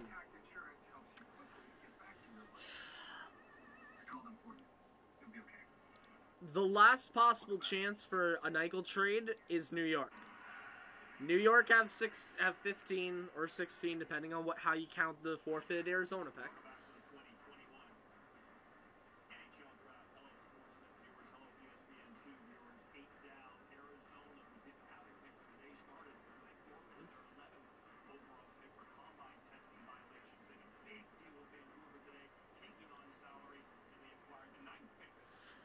I don't like the term taking on salary in the Arizona deal. We all know what really happened. I also like how with the Arizona Coyotes, I don't think they've changed their logo yet, but they're using for the TV their old Kachina logo, which is a lot better than their current one.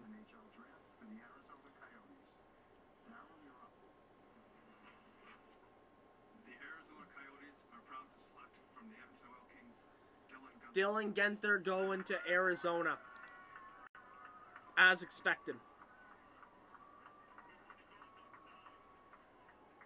I had a feeling he was going to go off the board eventually. This could be a steal, guys.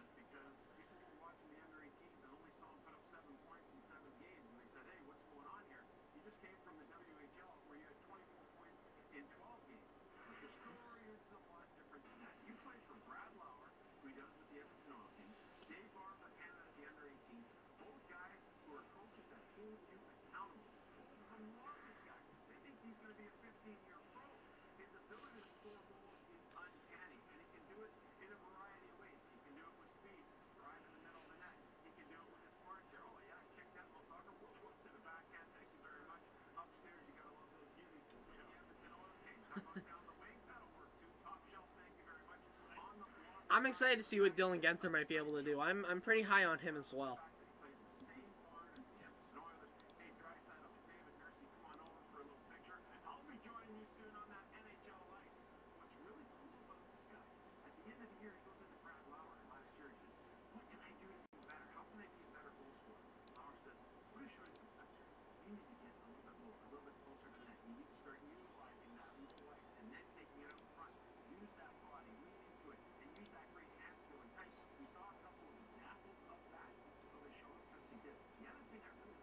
I don't. I wonder who's up next, man. Grandma's not using you as a PK. You gotta earn your chops, son.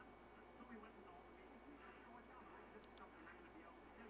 So we learned it and learned it and learned it. Dave Mark takes him, puts him on the PK at the under 18.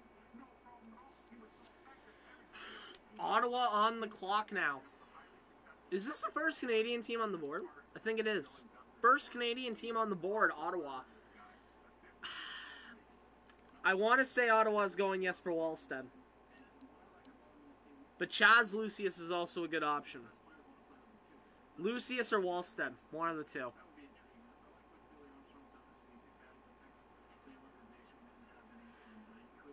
If Ottawa doesn't go with Wallstedt, no, I don't know who would. Like, for me personally, just looking at the draft board here, if Ottawa doesn't go Wallstedt, they're comfortable with Gustafsson. Okay. Columbus, Korpisalo Merzlikins. Calgary, Markstrom. Maybe Calgary would go Wallstedt.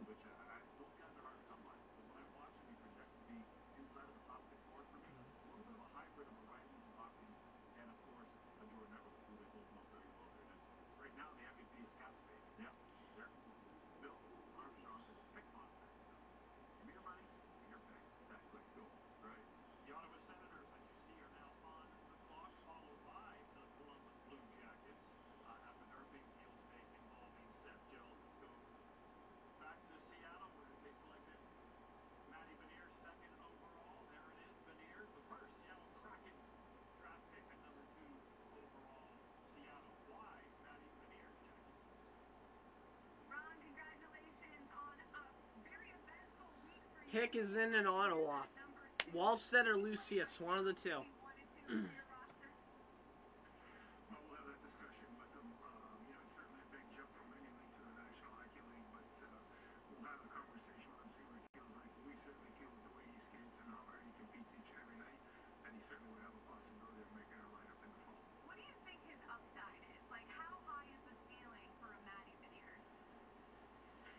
Such a great character kid. He's a winner.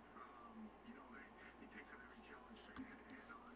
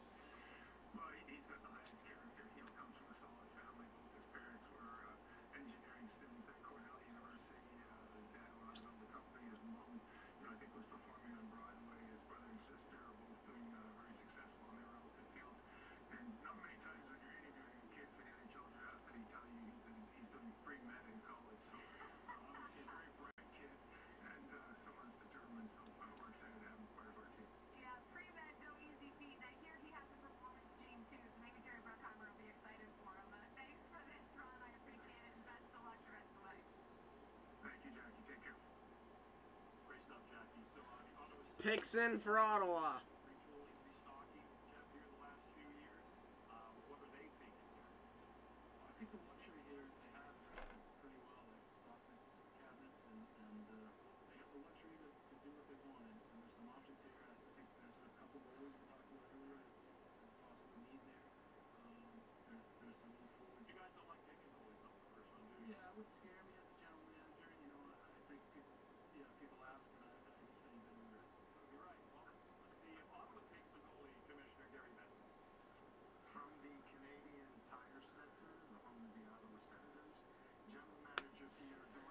Pierre Dorian.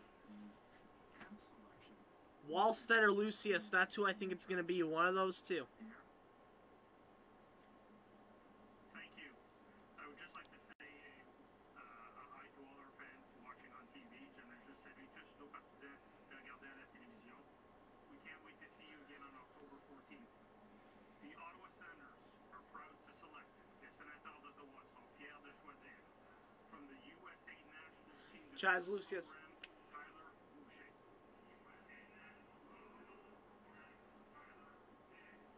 What? Who did they select? ESPN, Brian Boucher, his son Tyler, committed to Boston University. Tyler Boucher. Any team could use a player who has some skill against some Who the hell is Tyler Boucher? God damn it, Ottawa. It's supposed to be Columbus that does the stupid things. Tyler Boucher. Who is Tyler Boucher? Elite Prospects. I need you. Brian Boucher's kid, Tyler Boucher, gets drafted. And I don't understand why. Where did Elite Prospects have Tyler Boucher?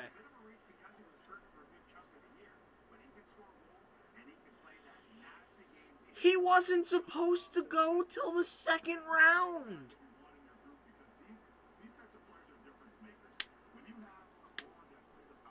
Oh no, Ottawa, what are you doing? I mean, listen, okay, he had a really good production total, and he was injured throughout the year, but, like, come on. Who's Tyler Boucher? Chaz Lucius looks so good. Trade down. You know nobody's taking him. Ah, dang. That's interesting. Okay. I now have to search through Cap Friendly's list here to find him.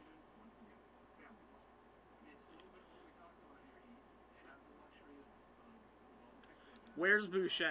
I have to search up his name.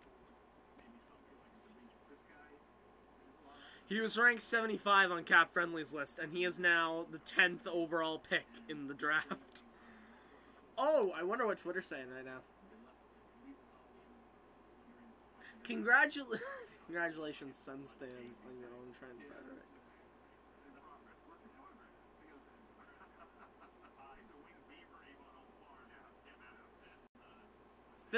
It seems from what I'm seeing here, he plays like a physical style. There's no player more physical in the draft. This is from Elite Prospects. There's no player more physical in the draft class. Sometimes a small nudge, an extra cross check, or smart play to cut off the hands. There's also plenty of bone-crushing hits along the boards. His physical game is insane, perfectly balancing scoring and supporting position. Always a passing option. He's also a crafty shooter, shooting under defender sticks or changing the angle. Interesting. These are recent picks. What do you do now if you're Columbus? I hope it doesn't trick me like you did last year. We were sitting there when he took Chinakhov, who was a re-entry player from last year. He's numbling when you're in the KHL. It was awesome in the KHL again this year. But I got to tell you, that was a real surprise for me. I was working with Brian Burke, Mike Peter. We're sitting here saying, who is this dude? With the former Rangers draft pick, exactly. Blue Jackets fans. Good TV show so far. This is interesting. Tyler Boucher is an interesting pick. He looks like a good player. Like I said, he's a physical player, bigger guy it seems, really gritty.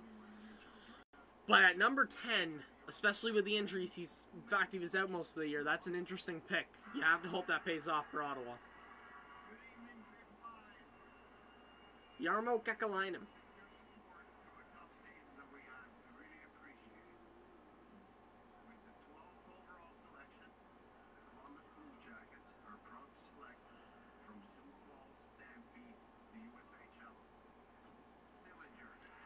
Cole Sillinger.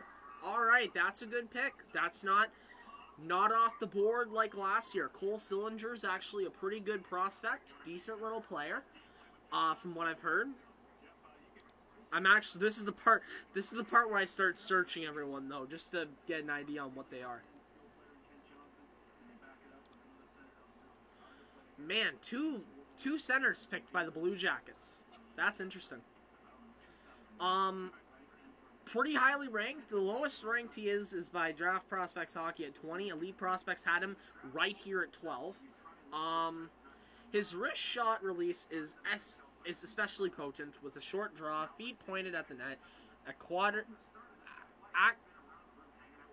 adequate knee bend, a hip snap, his leg kicked back, and exploding from his chest. It's a sight to behold. Sillinger makes the best of the shot with some stellar off-the-puck instincts, an often overpowering wall game, and a penchant for driving the center lane of the offensive zone. He also has some hockey family. Mike Sillinger's his father. I feel like I've heard that name before. He's also got two brothers, as was just mentioned. Yeah, former NHLer, assistant captain in Columbus temporarily. In 2000, he went to the World Championships and captained the team of Team Canada. He played as an assistant captain in the island for a few years. His peak was like point every other game. Actually, no, he did better earlier on. Played for the Red Wings a bit. Trying to see if he ever won a cup. I don't think he did. He didn't.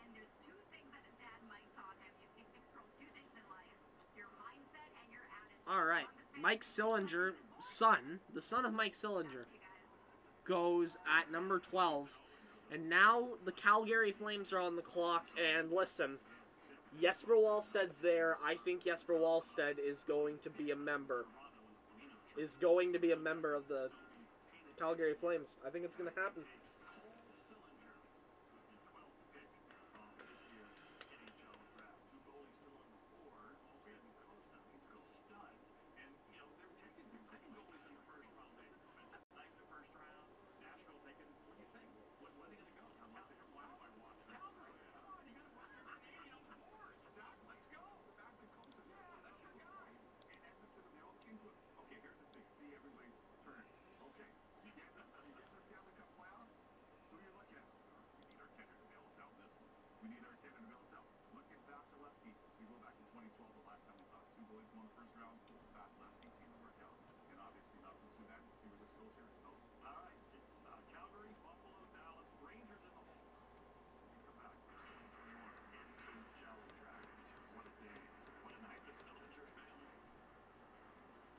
Alright, so Calgary on the board once we get back from commercial, followed by Buffalo, followed by Dallas, and then we get to New York, and that's where things get interesting.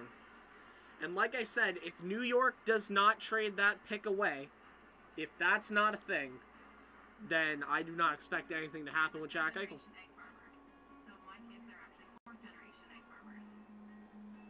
Let's see if I can find anything new from literally anybody out there saying anything about Jack Eichel.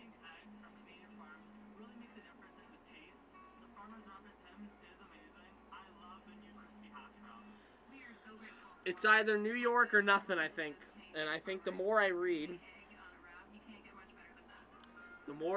on Twitter, the more I read from verified accounts, the more I realize it.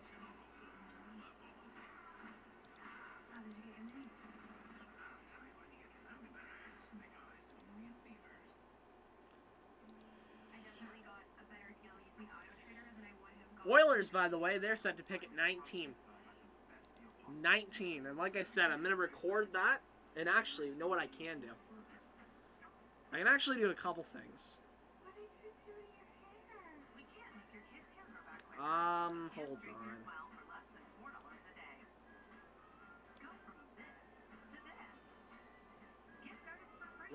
Let me do something here.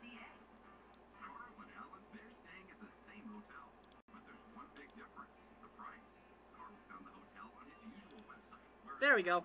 I can have this up, actually. Before I do anything else, let me actually,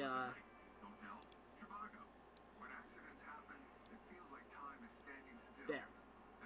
That's best.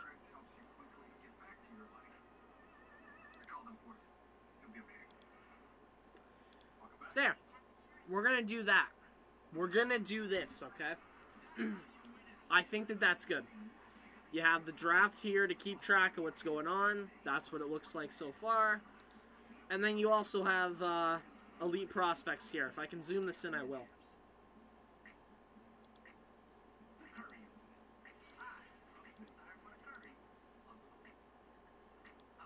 Zooming in's not a good idea.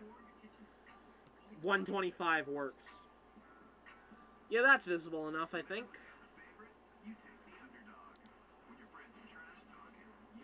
Same thing here. We'll zoom in a bit. There, that's good. That's good. And then I can go over here and do my own stuff as well. I have to set up the thumbnail for the Oilers video. That's what I'm going to do right now. As you see, 11 picks in as the Arizona Coyotes score for another 11 selection. But then they got the ninth today, so Dylan Belcher, good player there at 9th overall. What about Calgary? What about the Flames? Where do they go? We speculate goaltender maybe? Let's find out, Commissioner Gary. All right, the pick's in for Calgary. Saddleville from Calgary, Alberta. Calgary Flames general manager Brad Treliving will be joined by Ted Button, the director of amateur scouting. Brad, the floor is yours. Thank you, Gary. The Calgary Flames are proud to select with our first pick in the 2021 Oh, they're doing it? draft from the Clark Cup champion Chicago Steel, Matthew Coronado. Damn. Matthew Coronado. I am a fan of one Matthew Coronado. And I was secretly hoping, because I can't find him that easily, I have to...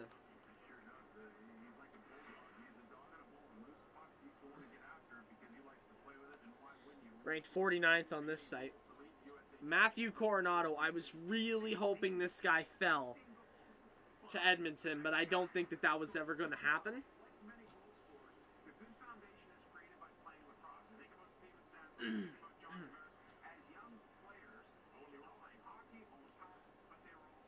So, Buffalo's up next.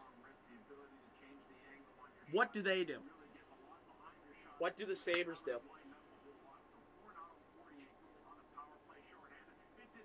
Chaz Lucius is an option.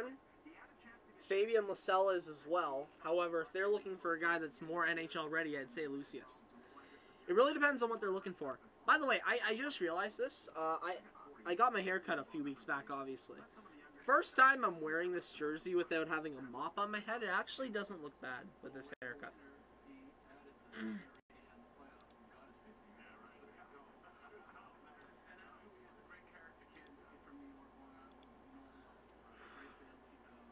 Back to setting up this thumbnail, I guess, for the moment.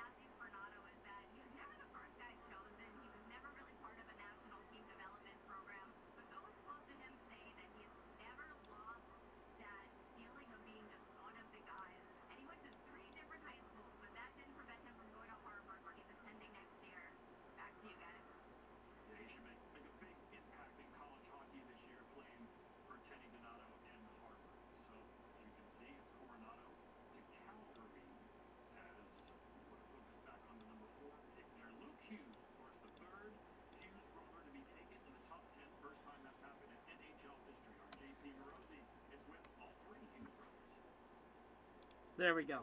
Thumbnail set up.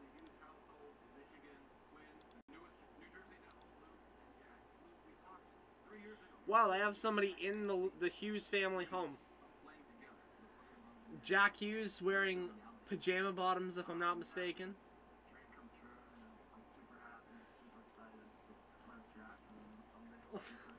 Oh, that must be awkward. He's there like, Luke's there like, oh yeah, I got to play with Jack. Meanwhile, Quinn right beside him being like, oh no, I have to play in Vancouver. Oh god, at least New Jersey have hope. They didn't just trade for someone who's going to cost me millions of dollars if I choose to go back there.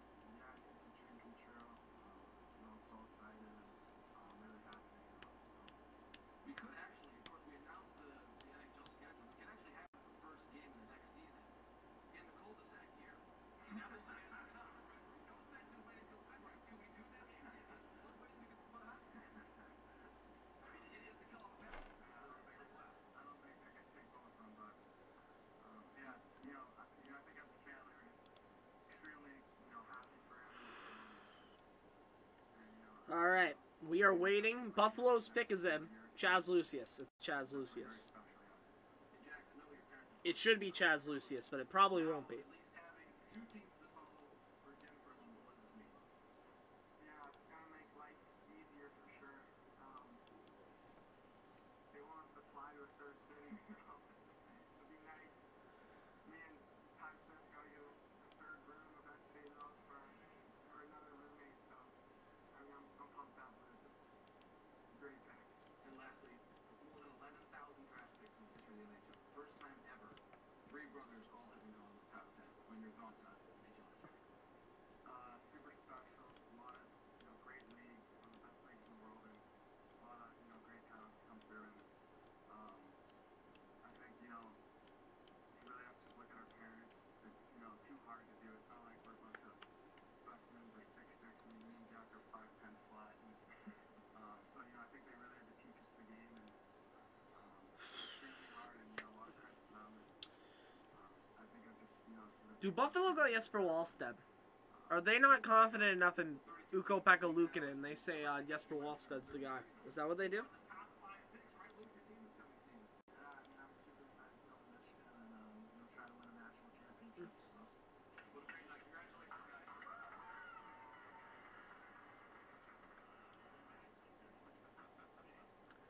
Here we go. Buffalo. They're going to need one. All right, let's find out. Mr. Gary Bettman is first. For the 14th selection, we return to KeyBank Center in Buffalo, New York, where the Sabres will make their second pick of the first round. Jerry Fortin, Director of Amateur Scouting, will be making the pick. The Buffalo Sabres are pleased to select from Leksand in the Swedish Hockey League, Isaac Rosen. Isaac Rosen. Interesting. I did not think he was going to go that high, but I've heard a lot of good things about him. Super skilled type guy. That could be a good fit. He, Gordon, Boucher, guys that I expected to be high risers. Fyodor Svechkov would be the other guy. We haven't seen him picked yet. But there was a lot of talk about Rosen moving up to the draft as we got a lot closer. You're talking about a guy that's a lot like Ken Johnson. This is 156 pounds. Yeah, he's obviously very light on the skates. No problem with the hands and the feet when they work in sync at that speed. And you can think the game at that level. You're going to have a lot of success, and a lot of success is what Rosen had. Great puck transporter, goal scorer at the under 18s. The last 5 games had goals in each one of those. And so it's that goal scoring ability. It's so difficult to find, especially at even strength in the National Hockey League. You think that when he develops physically, that he's going to be a guy who's going to be able to do that to the Buffalo Sabres. And the Sabres need a lot of different pieces. This is just another one of Kevin Adams' tricks here to go with Rosen, who I think is going to be a successful goal scorer at the next level. Outstanding skater, too. He can get great separation from defenders. 1 or 2 steps, which is so key in this game because the pace is high. It's harder and harder to find seams to be able to make plays. And he complements that skating ability with his shot as well. He plays good over his feet. Okay, he made the trade to go get the pick and to do something. Obviously, he had his eyes on something. Dallas on the board now. We'll see who Dallas end up going with. Chaz Lucius is somebody I'm interested in that's still right there. We'll see what they do with that selection. I'm interested to see that Jesper Wallsted's fallen this far. Wallsted gets picked after both Spencer Knight and Askarov were picked in our past 2 years. Ken, for years, I think this draft is going to be known as the Michigan draft. First time this many players from the same school have gone in the first round, let alone the top 5 of the NHL draft. How excited are you for yourself, but also to share this with your really close friends? Yeah, totally. I mean, I don't know. Got it on it, too, so it is something. Go to the top 5. Still waiting to hear things. Well, we had Matty Benier's reaction live on an interview, and he was genuinely so thrilled to see you get picked. Were you expecting to get picked this early, or what was your mindset coming into this night? Yeah, I definitely thought I could get picked and thought I would get picked more in case the media showed up. Juicy Brothers, talent, so super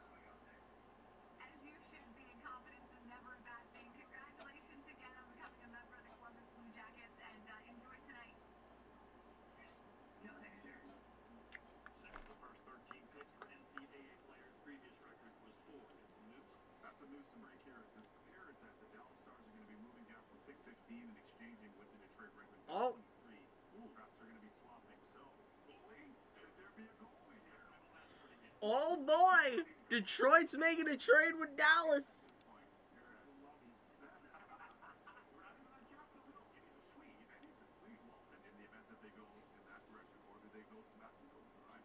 The Dallas Stars are trading down to pick 23, and the Detroit Red Wings are moving up. St. Louis, Winnipeg, there's Steve Yzerman for the Caesar Arena, where they have their draft room assembled this evening, getting ready to pick. Again, they picked at 6. It appears they've moved up to 15. They're going Wallstead. They're unless they're really high on a guy like Chaz, because like okay, when a team trades up to someone in a situation like this, it has to be because somebody that was not supposed to be on the board is there. Lucius and Wallstead are the two guys I'm looking at right now saying, yeah, they probably should not be here at 15.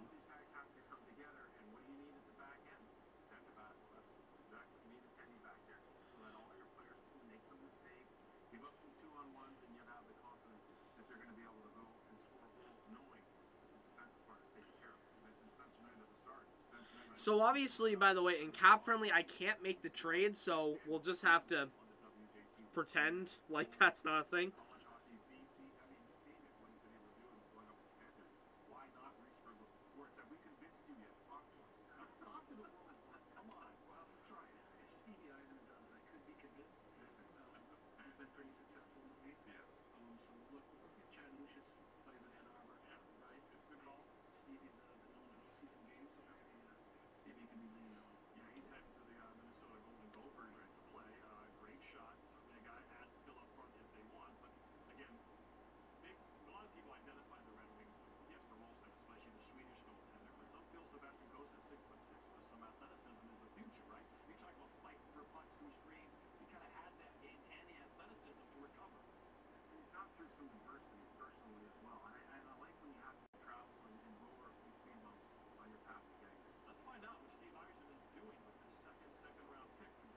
Let's see what this deal is. Dallas is trading pick number 15 to Detroit for picks number 23, 48, and 138. Oh, wow. In this year's trade. A second round pick and a fifth. To Detroit for 23, obviously a first round pick, 48, a second round pick, and 138. So Detroit, you're now on the clock. So there it is. So Detroit, the pick isn't quite. All right.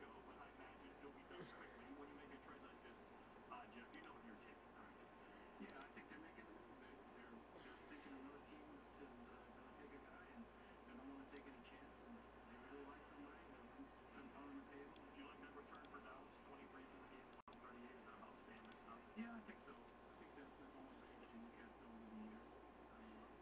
Moving up and moving down. Looks like you go to a familiar dance partner. Jim Nill and Steve Yzerman were known each other through the Detroit Red Wings. Well, hopefully it doesn't take forever for this trade for this pick to happen. And you're thinking about the last two drafts, they've only had 9 total picks. And now they got to reach out. They have a pretty good complement right now, but the additional 2 picks to move down a few spots is really helpful in that regard. Detroit 3 picks. They got more to give a few. Yeah, we can't have too many players here. I mean, people that we want.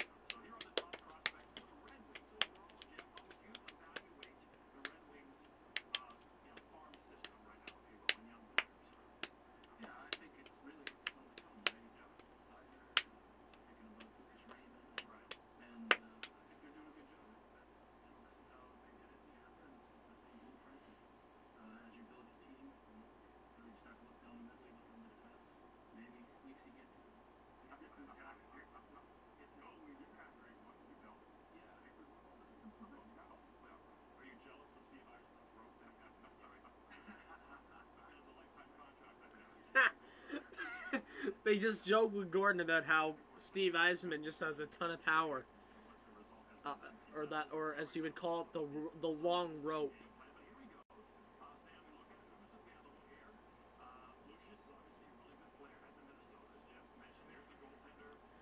Man, we're starting to get pretty close to where Edmonton's gonna take. I would take a Fabian Lysell. Ooh, I'd like Fabian Lysell. If we could get a Lysell, let's do it. Character issue, and you have to make that determination.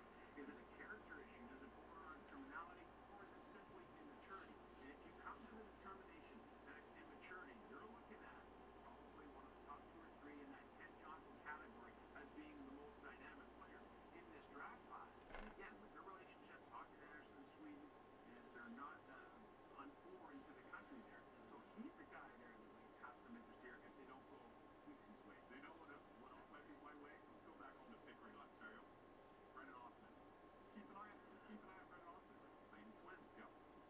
Gary Bettman introduced the For the 15th selection. Pick 15. 2021 draft. We return to Hockeytown and Caesars Arena in Detroit, Michigan. And Steve Yzerman, Executive VP and GM of the Detroit Red Wings, will make the second pick in the first round for the Detroit Red Wings. Steve Yzerman's making a pick. With the 15th pick, Detroit selects from the Western Hockey League's Edmonton Oil Kings, Sebastian Cossa. Oh, they went Cosa or Cosa. Wow, he got picked over Wallstead. Okay, I don't know what's going on right now. I don't exactly know why Jesper Wallsted's not the top guy. St. Louis, you're the team. You're the team. St. Louis is the team in my mind right now, where it's like you're gonna take Wallstead probably. He's a value player. Ooh, man, there are some really good players falling right now. Oh, come on, Lysell. Come on. I am hoping Fabian Lysell falls. I've heard so many good things about Lysell. I want him to fall into the lap of the Oilers, and I'll be so upset if they don't get him. They're going to take, like, I don't know, Pashchuzhov or something.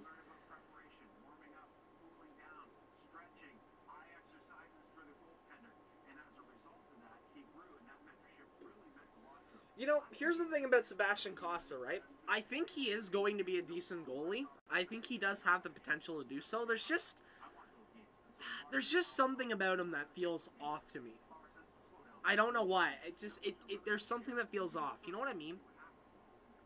Like I said, I think Sebastian Cossa has the ability to be a number 1 goalie and to be a really good goalie one day. But I look at the team he's on. I look at, like, the record. I look at the stats. I'm getting, like, Zachary Fucale vibes from him. We all remember Zachary Fucale, right? The Canadians wasted a second-round pick on him in the height of the Carey Price era. And let's just say that didn't exactly pay off. It wasn't the best. It didn't really pay off at all. He ended up flopping. Oh, God. The Oilers are taking Wallstead, aren't they? The Oilers are about to ignore everything that they need. And, like, I know we need a goalie, but, like, Wallstead is not the answer. He's 5 years away. The McDavid contract is up in 5 years.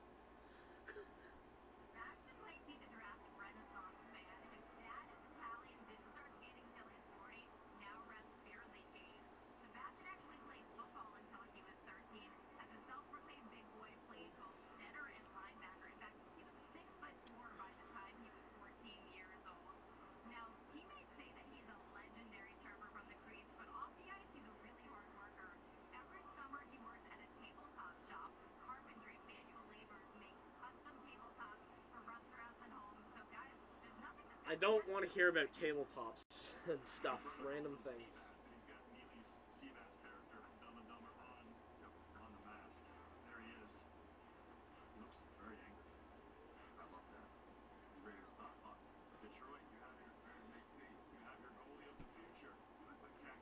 The hopeful goalie of the future.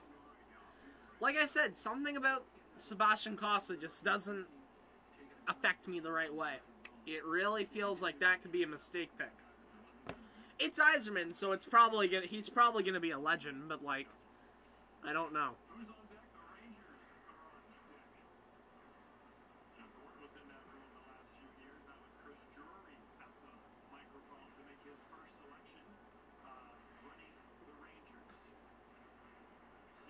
Alright, here's the deal. They have a minute and a half left on the clock. If it says that the pick is in for the Rangers, Jack Eichel will not be traded. If the pick is not in for the Rangers, if the clock drains, if it happens, Jack Eichel is going to be traded. We have to look at Twitter. We have to keep an eye on Twitter. New York's available at 16. Da da da da da da. Same old, same old. We know what that's about.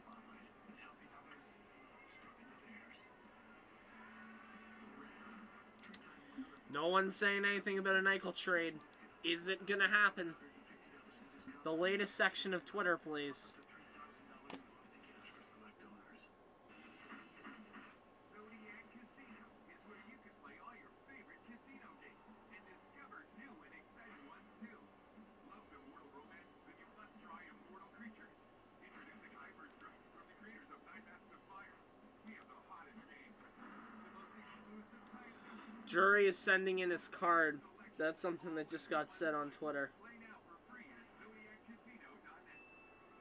Jackpot! Stillwater, the most anticipated thriller of the summer. House of his own at Oklahoma State. One day she said I'm going to France. In a place he doesn't belong. She's been in jail for 5 years. The only way to find the truth. Come on. Don't do this. Eichel trade. Eichel trade. I'm trying to get my little girl out of jail. That's all I care about. You sound very American right now. Good. I am. Stillwater.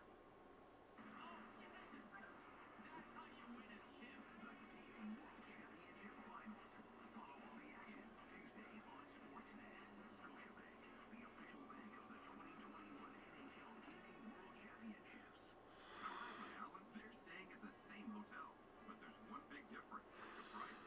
Carl found the hotel on his usual website, whereas Alan used Trivago to scan hotel deals from the major booking sites and save $30 a night. Hotel Trivago. Is Jack Eichel getting traded, or is it not happening? That's what it is. This is it. I don't think he's being traded, but I'm not going to lose hope yet.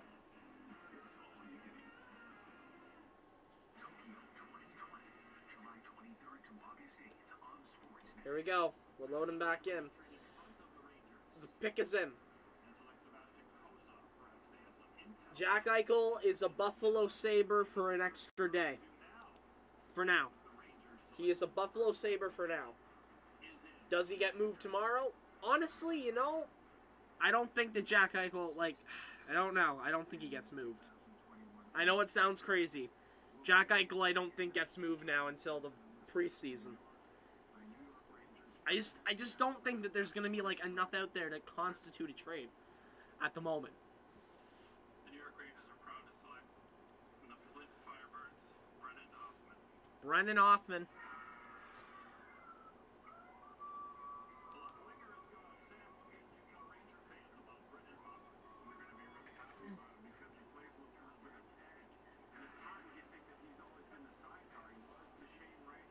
Sorry, I'm hearing a sound outside. Brennan Hoffman from the Flint Firebirds. Yeah, I think Bob McKenzie's 15 for 15 right now. He's having a draft of a lifetime. He's going off. Bob McKenzie. Bobby boy. Bobby McKenzie's going off. The Blues are on the clock. Jesper Wallstedt. He's there. That's all I'm going to say. I don't know, because, they're... Who else do they... Jordan Binghamton retires tomorrow. What do they do? Jesper Wallstedt. I think that this fit makes a lot of sense. And I also kind of want St. Louis to take Wallstedt because I know what Edmonton will do. I know the Oilers will take Wallstedt if he's there at 20. Don't let it happen, please. I know Holland said we're going for a forward. Wallstedt's going to be on the board and he's going to think, oh man, we need to do this. The people want this. Bang. It's going to happen. I bet you. No question. My sister and brother-in-law live in the area,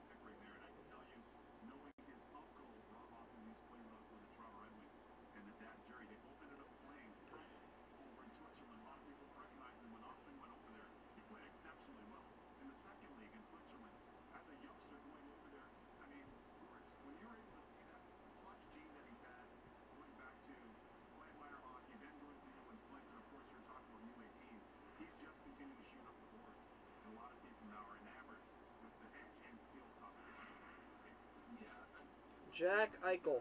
Let's see what's being said.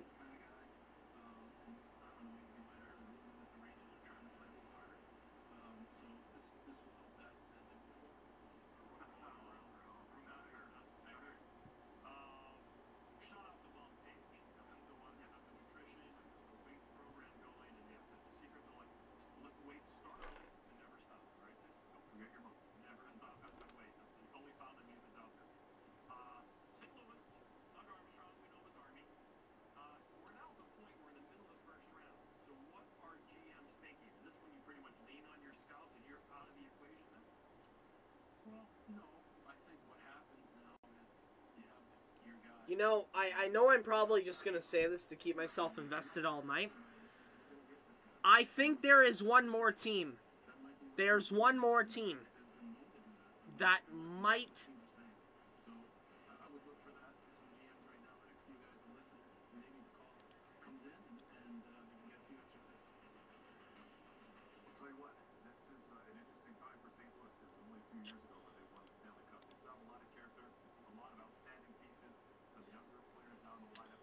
I think Minnesota could still be in play. Just by looking at the draft picks, I think that it could happen.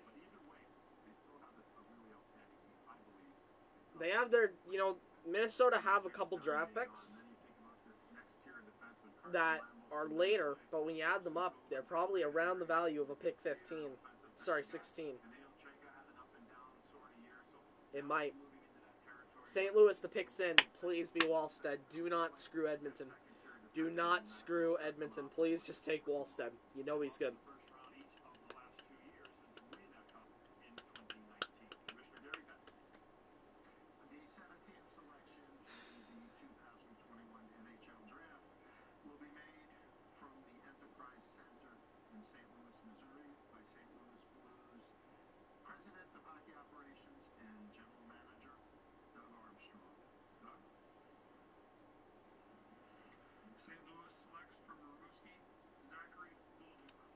Zachary Bolduc, an off-the-board pick.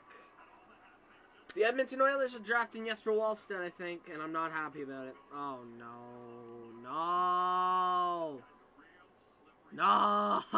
Oh, God. Oh, no. I'm worried. Guys, listen. Wallsted's good. I don't doubt that he's good. But there is a reason he's falling. There's a reason he's not there, and I'm really worried that the Oilers might be about to make a mistake.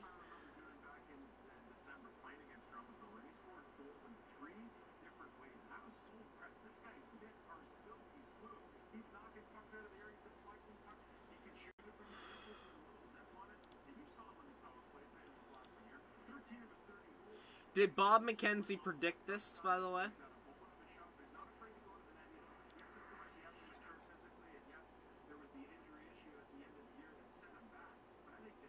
Oh no, Bob McKenzie's retiring for the rest of the first round. He's done.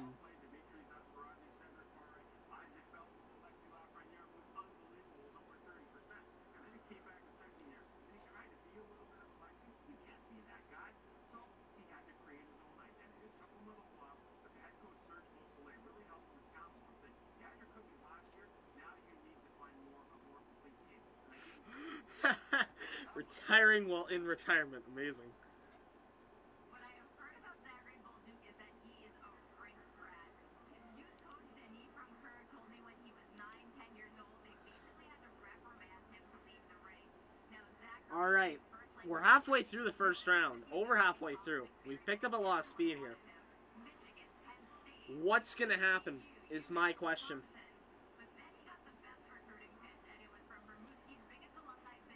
Winnipeg on the board. They're not going Wallstedt. Nashville just picked Askarov.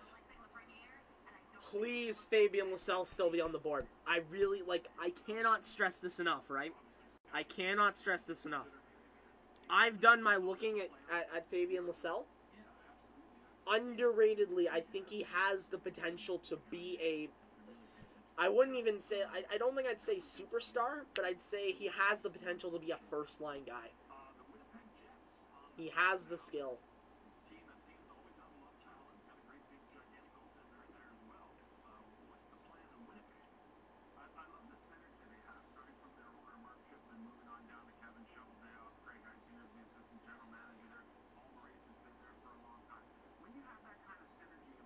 Jets are going defense here. It gives you the confidence to do things the exact way you want to do. You don't have someone over this shoulder telling you what to do, over that shoulder what to do. Jets are going defense, I think. The responsibility that Unless they're really shocked by Lucius, I don't think that they'd go center 2 years in a row. Cheveldayoff is able to work in. The one guy that sort of comes to mind for me here is Carson Lambert. He grew up playing as minor. Carson Lambos would be a good pick, yep. Constantino made a good point. Lambos is a good player.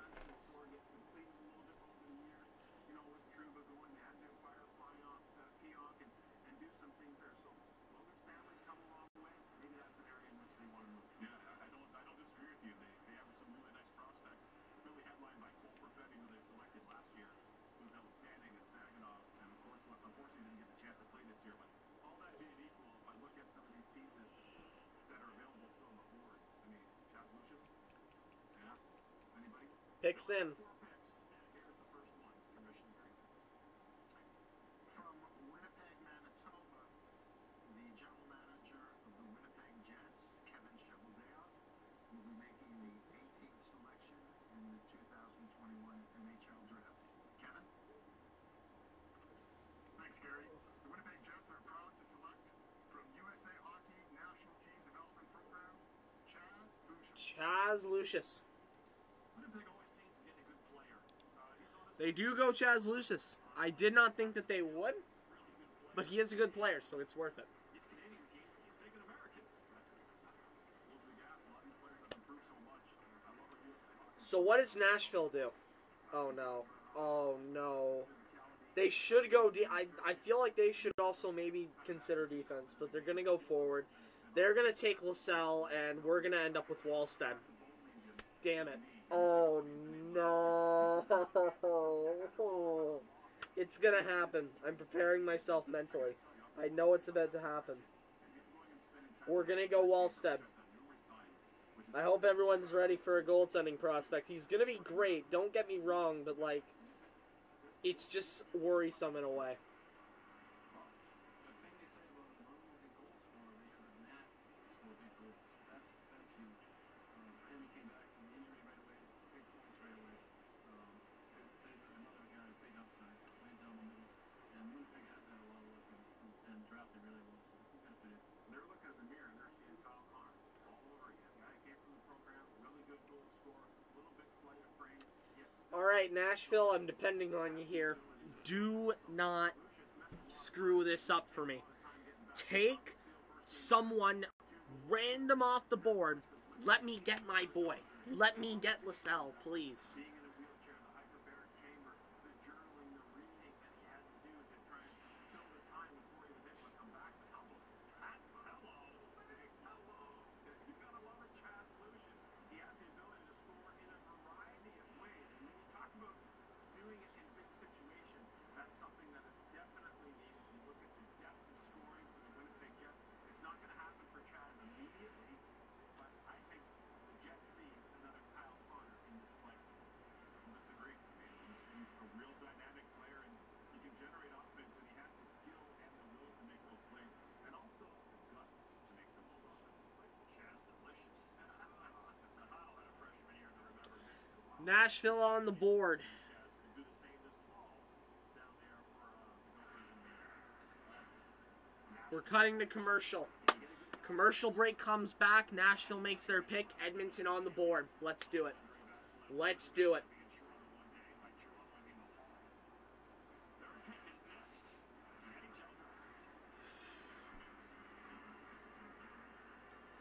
Anybody know some things?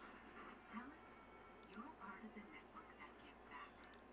We're using our technology for good to connect Canadians in need and help build a more sustainable future for our customers and communities.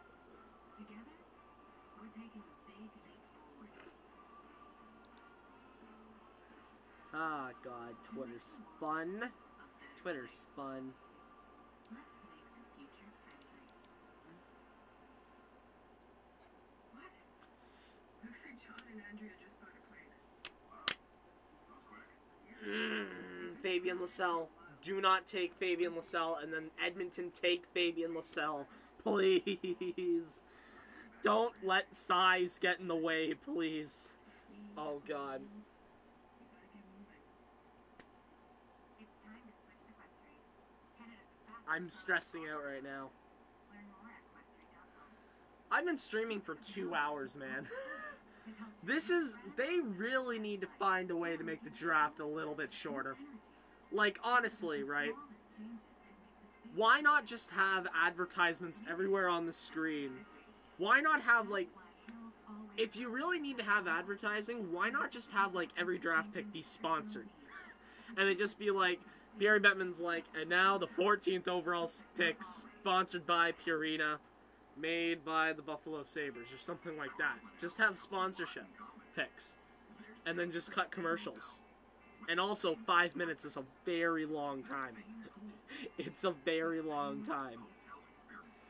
But there's one big difference. The price. You see, Carl found the hotel on his usual website, whereas Alan used Trivago to scan hotel deals from the major booking sites and save $30 a night. Carl, try Trivago next time. Hotel Trivago. Scott here from Sherwood and San Advertisements, I need the advertisements to stop. I am now getting very anxious. I'm more anxious this year than I was last year about my team's pick, I'll say. Service Drive. I'll definitely say that. Alberta's premier Ram I'm getting very nervous about this pick. I think I'm just worried because I think my team's just going to screw this up on an astronomical level. And you see why I think that as well. I have no faith in them. After some of the moves made, I don't have faith. Nashville's picks in. Don't take LaSalle, don't take LaSalle, don't take LaSalle. David Poyle and the Preds making some moves in the offseason. Team is kind of, I don't want to say teetering, but, you know, what direction are they going, Jeff? Well, I think a little bit in between. Yeah, you know, like that, yeah. Trying to have some high-priced guys there they left off in the expansion and trying to figure out where they're going there.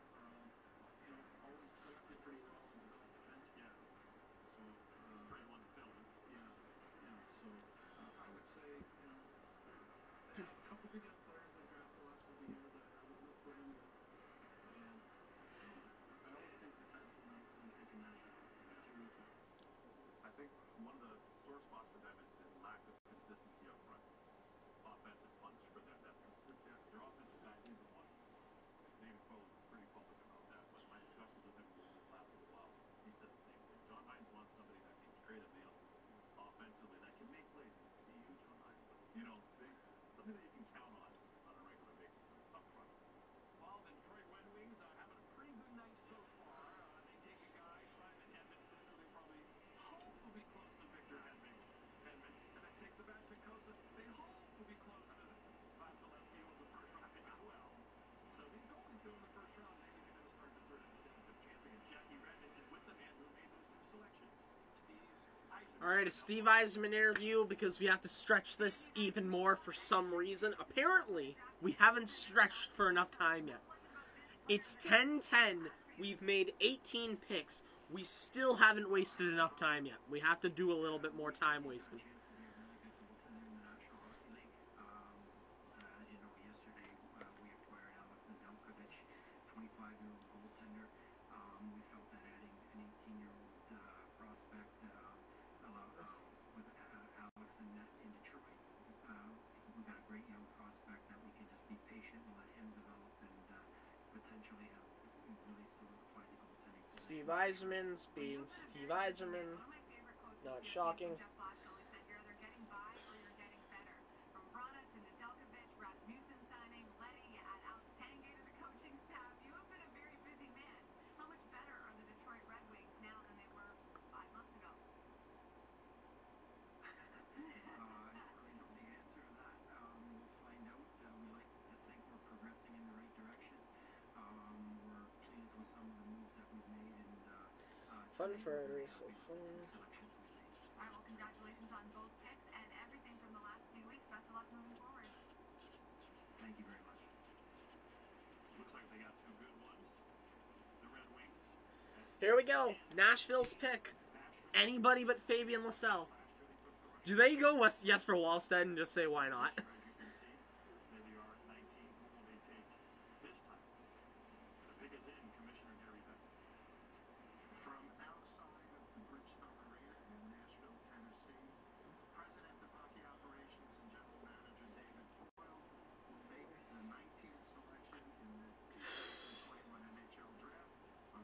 I'm gonna start recording right after this pick, by the way, so. Thank you, Gary. Welcome to Smashville, and thank you all.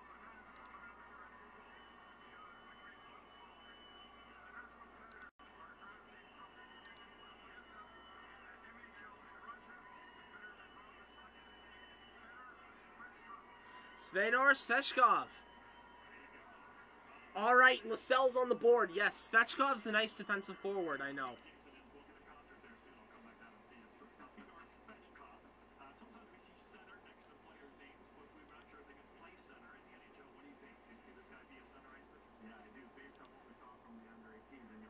All right, Fedor Svechkov's been selected. Now I can do my Oilers setup. 3, 2, 1. No, I was just kidding with that countdown.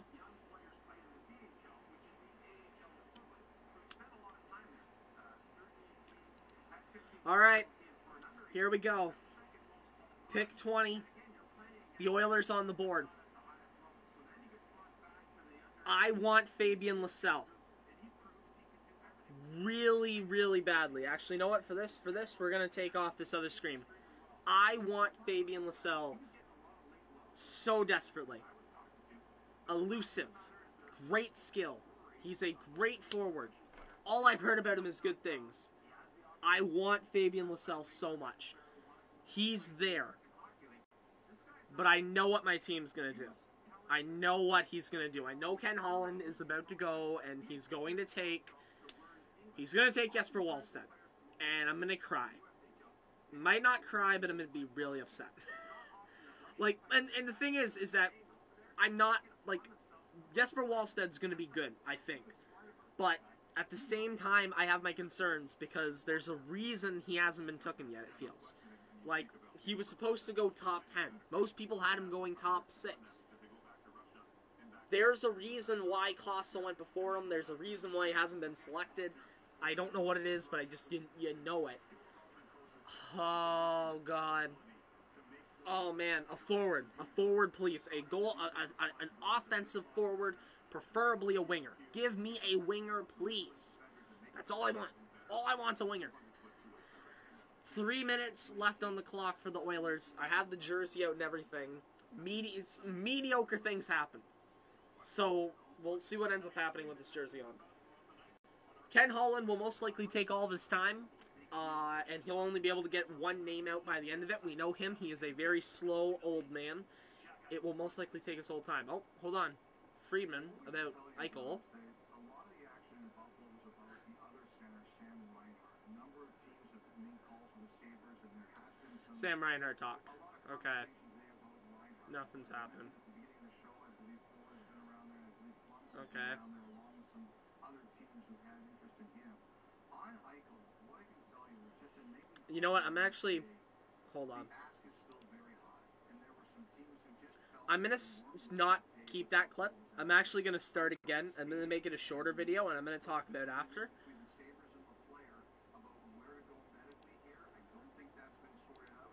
I think he's probably a little bit frustrated. Was hoping that maybe tonight would be the night for him, but it sounds like the action is hotter on Reinhart right now than it is Eichel. And you know, I think some teams they've been in and out. I'm going to wait for the pick to come through for the Oilers, and then I'm going to start recording, and I'm going to explain it just so A, I'm not dragging on, and B, since Freeman's talking.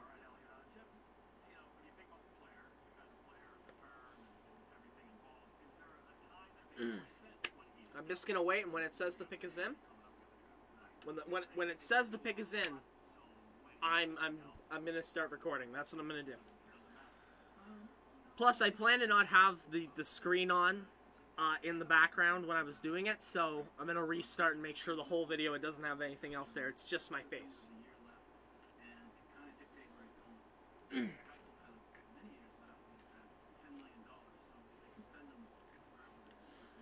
Alright, a lot of time draining off the clock here. Like I said, it's going to take Ken Holland a while. He's very old, so give him his time.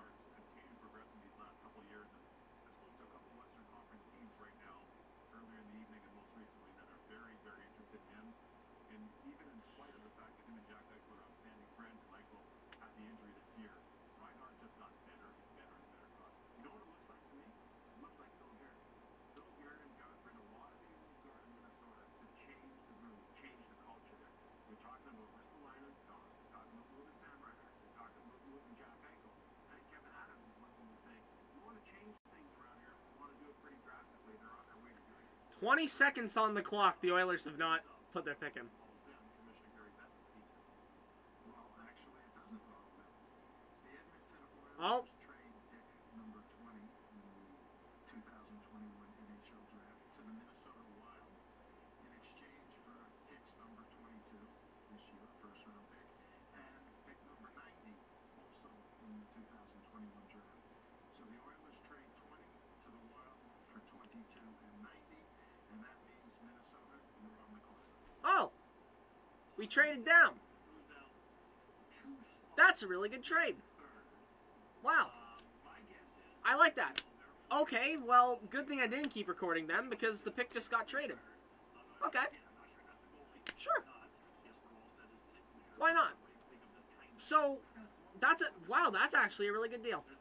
We trade down 2 spots and we get a 3rd round pick. Cool. That's fine. Yes, we're not going to get Wallstead, I don't think. Because I think Minnesota's going to take... Please take Wallstead, please. Yes. Oh, Twitter's going to be so salty, though. I just realized how salty Twitter's going to be. That we trade away the pick for Wallstead. We trade away Wallstead.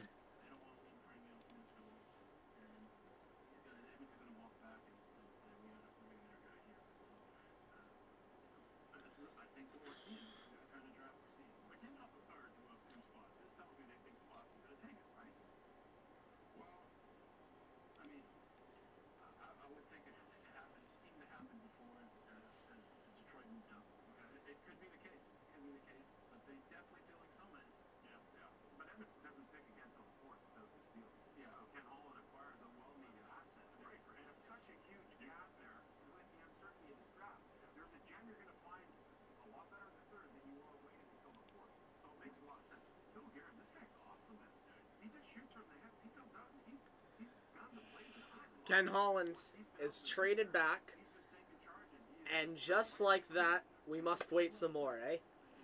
So we're gonna have to wait. Oh man, we're gonna have to wait until after the next commercial break for the Oilers pick, which is okay because I can just start recording right after the commercial break. We're 2 hours and 38 minutes into this. Ugh.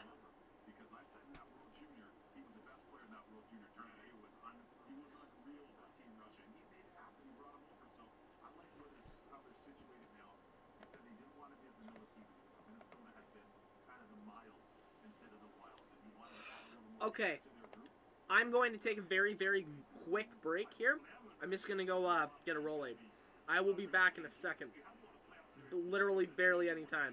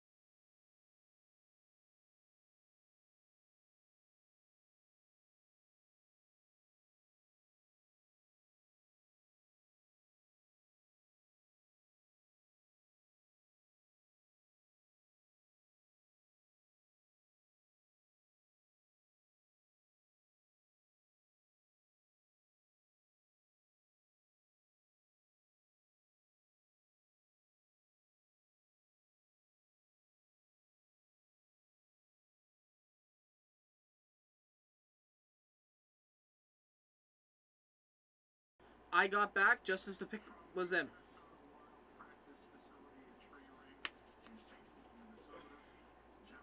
Oh, by the way, I do just want to say this as well. I was talking about how Eichel might be moved to Minnesota because they have the 2 picks. Nope, that's out the window too. Jack Eichel is staying in Buffalo. Yes, for Wallstead, Minnesota, come on. This year we lost a beloved friend and colleague and our assistant general manager, Tom Curvis. After a long playing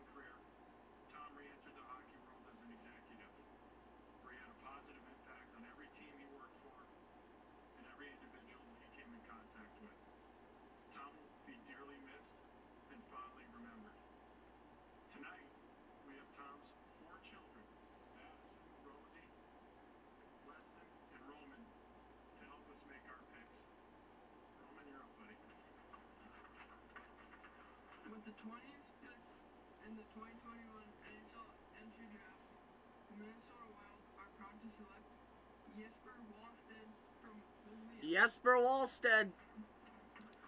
Jesper Wallstedt to Minnesota. Oh no, I just realized. I just realized that we're gonna be going down. We're gonna go down as the team that traded away Jesper Wallstedt. We're gonna go down as the team that traded away Jesper Wallstedt. Oh no, Kenny boy. Okay, listen. Okay, here's the deal, right? I just. How should I phrase this? Okay.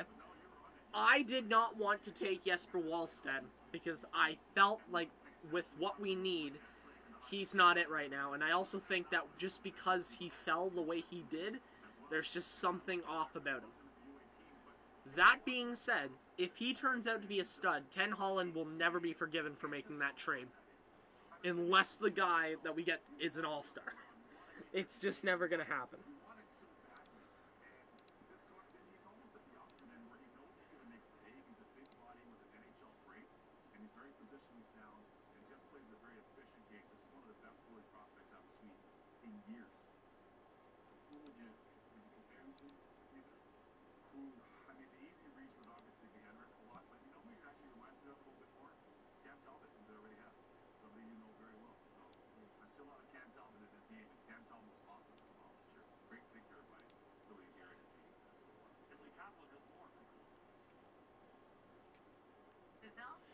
Oh, man. Man. Everyone's going to be mad at Ken Holland for that deal. I'm not, like, okay, listen. I'm just going to say it straight up. If Wallstedt ends up being good, great for Minnesota. As long as the guy we get is decent. As long as the guy we get is a good top 6 forward, I'm going to be okay with it. Like, I just feel if we took Wallstedt, yes, he could be good one day. But, A, taking a goalie in the first round is a risk, and B, if he doesn't end up being good, and the guy that you passed on does end up being good, and then Connor McDavid, because right now, by the way, I just want to say, I feel like I need to preface this. Every Oilers move now cannot be looked at as a move to make the team good long term. It has to be looked at as a move to keep Connor McDavid in Edmonton. That's what it is. It's a move to keep Connor McDavid in Edmonton. This, going for a forward, passing on the pick of Wallstedt, that's what you do to, that's what you do for, that's what you do to keep Connor McDavid here.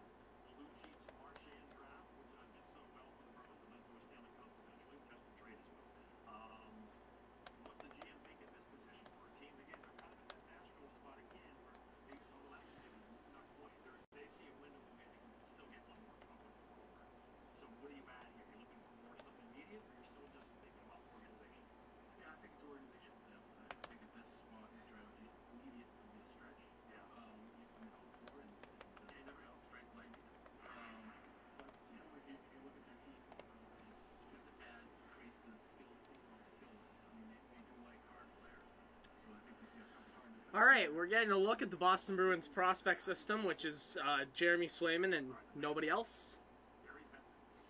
And the pick is in already for Boston. Don't be LaSalle. No, it's not. It won't be Fabian LaSalle, actually. That's so an anti-Boston pick. It's going to be Sasha Pastujov, I think.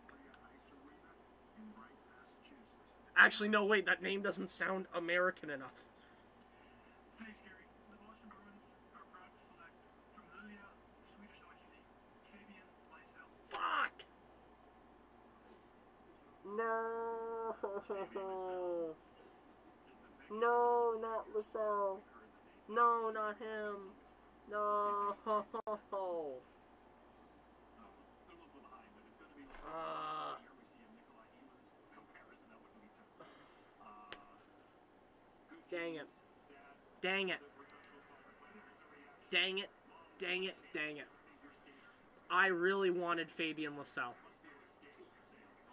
Ah, damn it. Damn it. No.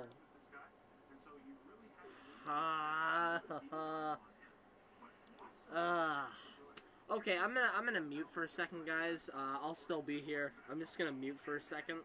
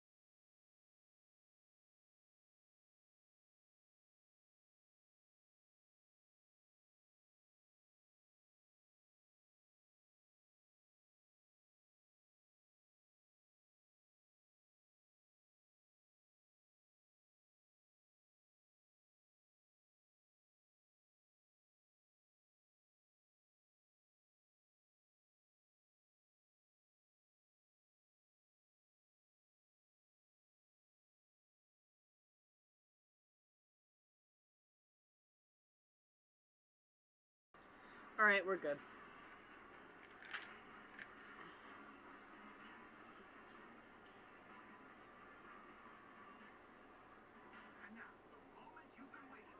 I don't think there was any problem, but I just heard I saw some audio issues going on. Or at least that's what I thought. I don't think there was anything, but I just wanted to be careful and be safe. We're all searching for that feeling. Make sure there were no problems at all. Being in our oasis, where we can feel at peace, even without a moment of peace. Alright, when we get back from commercial break, when we come back from commercial break,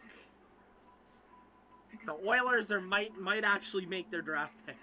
And god dang it, Fabian LaSalle was going to be perfect, and now he's not on the board. I don't even know who we're going to get. I'm looking at the names available. I don't even know, man.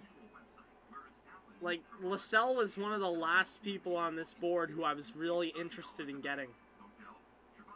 Like, Oscar Alausen could be cool.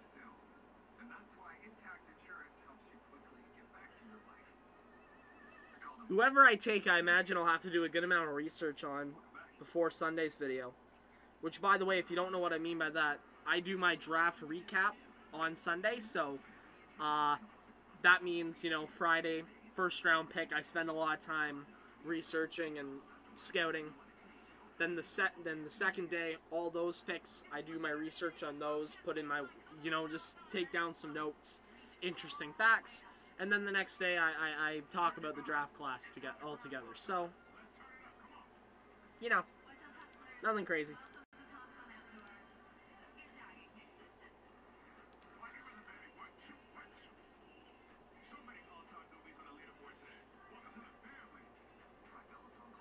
Oh no, Twitter's mad.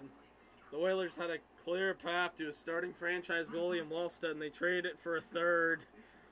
Screw off, F off Holland, and leave this effing franchise. Holland had the best goalie prospect fall into his lap, and he said, F that, and give me the 90th overall pick. Listen, I see everyone hating it. I see everyone despising this move. Faith. A little bit of faith. Like I said, alright? And you know, I'm not the most optimistic guy. There's a reason Wallstedt didn't go. Okay, hold on. Recording time. Alright, the pick is in for the Oilers. We just came back from commercial break. Oilers just traded pick 20 away. The pick that became Jesper Wallstedt for pick 22 and pick 90. And just to touch on that before the Oilers pick is announced, I just think I need to say this very quickly. People are going to be mad about that trade. People are going to be really mad Jesper Wallstedt just got traded away. What I'm going to say is this. Have a little bit of faith in this move. Jesper Wallstedt fell a lot from where he was supposed to go, and I feel like there might have been a reason for it. You know? It definitely wasn't size like the Cole Caulfield thing in 2019, but there's a reason for it, so just have faith here. And the 22nd pick is happening. Who are the Oilers getting? Rogers Place. All right, we're going to it. Here we go. Who are the Oilers getting? Hopefully a forward. Hopefully it's somebody good. Edmonton Oilers select from Shawinigan of the Quebec Junior League, Xavier Bourgault. Hey! Xavier Bourgault. You know what? I'll take it. I'll take it. Center Xavier Bourgault. Not bad.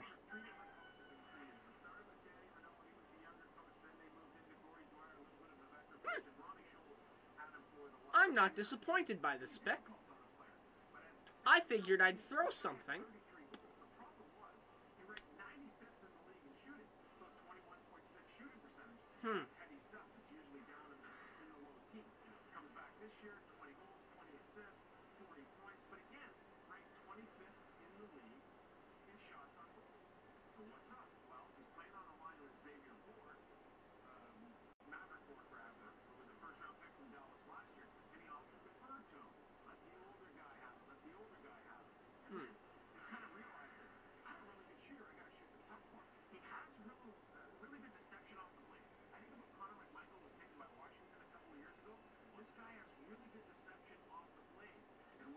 I'm happy by this. I know that I haven't really talked a lot, but I'm just listening to what Sam Constantino has to say.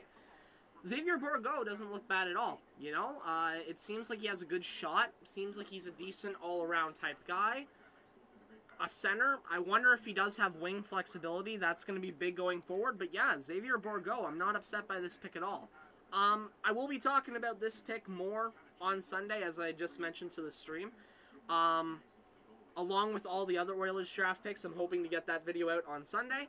But yeah, I'm really happy by this. This isn't a bad pick at all. Ken? Jesper Wallstedt might become a star, and people are going to be mad about that. But you know what? I'm not going to get angry about this. I'm okay with this pick. Not a bad job. Yeah. That's the reaction, guys.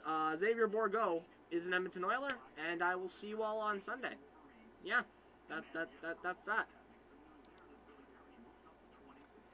Alright, there we go. Don't worry, I'm not going anywhere. I'm still staying here. I'm live.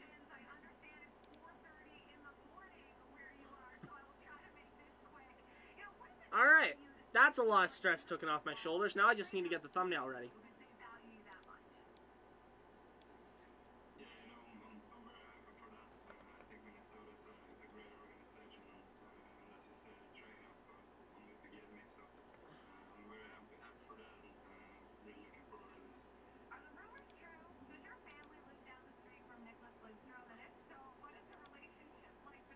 There we go. Do you guys have barbecues? Like, what's the backstory?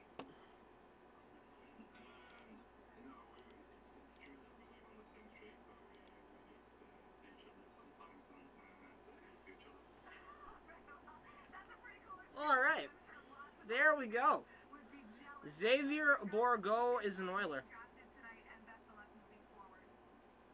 Man, people are going to be so mad about that trade. I already see it a lot online. People are going to be furious that the Oilers trade away Wallstead. Trust the process a little bit, please. How many teams were trying to get Jesper Wallstedt? Well, I think it's at least 3 that offered to move up to try to take that pick away from Edmonton. It's a good thing he got sent the full box of hats because it could have been a couple of different ones. Obviously, Minnesota, I think LA did too, and I believe there was at least 1 or 2 more. You know, the thing is that Edmonton didn't want to move too far down. Bourreau was a guy they wanted. I like the nicknames you guys were just giving him, and there's a reason Edmonton didn't want to go too far back because they wanted to make sure they still got him. But there was a lot of action behind him, and it was Minnesota simply because it was a short drop for Edmonton that was able to make it. LA in particular was too far back. And they still get Xavier Bourgault 2 picks later. And so now it is Dallas. Remember, they flipped spots with Detroit. Detroit moved up to pick their goaltender, Sebastian Cossa. So a real disappointing year last year for the Dallas Stars after reaching the Stanley Cup final. Didn't make the playoffs. Gary Bettman with the Stars. Oh, Stars picks him. Stars practice facility in Frisco, Texas.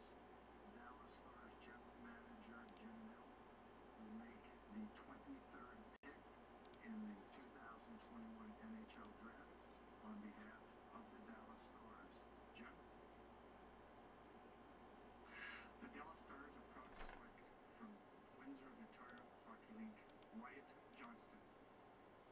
Wyatt Johnson to Dallas. Wyatt didn't play this past season. The OHL shut down Javier. This is an amazing story. No game. Except for someone who watched him in his 16-year-old season. Trevor Letowski, now with the assistant coach with the Montreal Canadiens, loved him. His second half of his 16-year-old year, just under a point per game. And he started to open eyes with that great hockey IQ.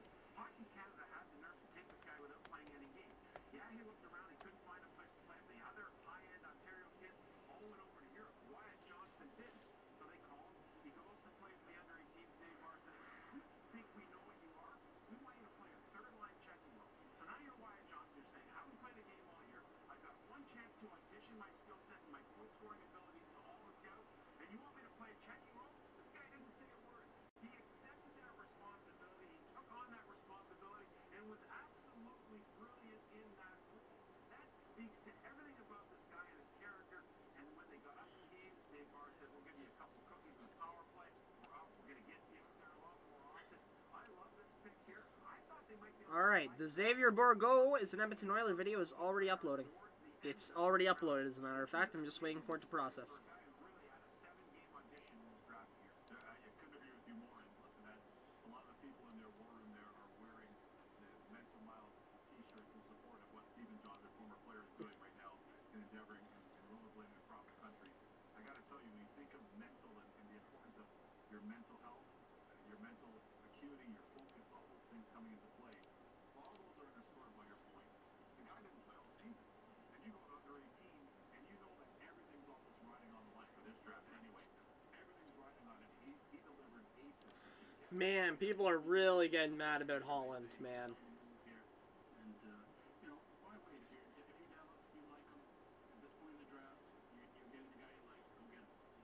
Florida Panthers are on the clock. A great year for them. Of course, they won 71% in terms of a point percentage. That's the highest in franchise history. We'll get to them in a second. But first, a big night for the Columbus Blue Jackets. A couple of nice... I absolutely love the initial draft for the fact that Ken Holland executed tomorrow. Cole Sillinger, those are their first 2 picks. They pick after Florida makes their pick here at 24.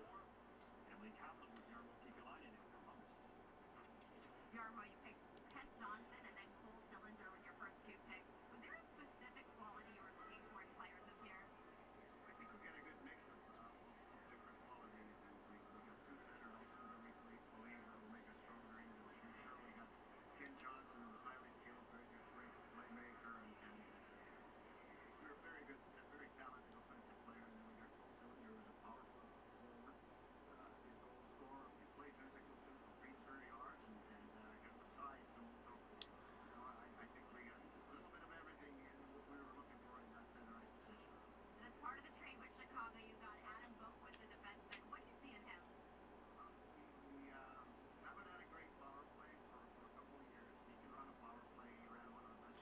The scream. I love this. This screams Reinhardt for 16 and 32. Wallstead will be a franchise goalie. And Edmonton will draft Marc-Antoine Pouliot. Unbelievable. Everyone's furious in Mark Spector's Twitter replies.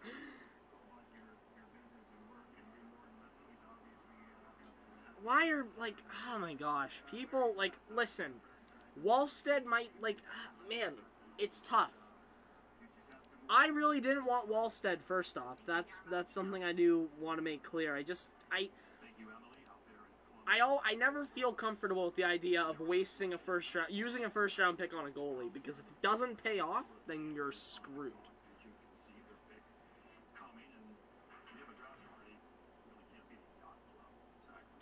And Xavier Bourgault video is officially posted.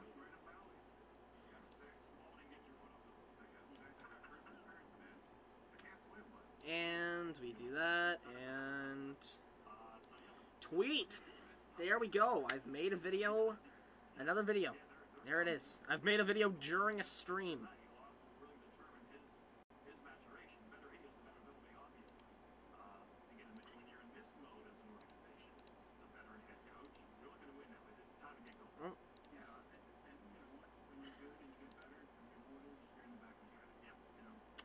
We can pull this back up now.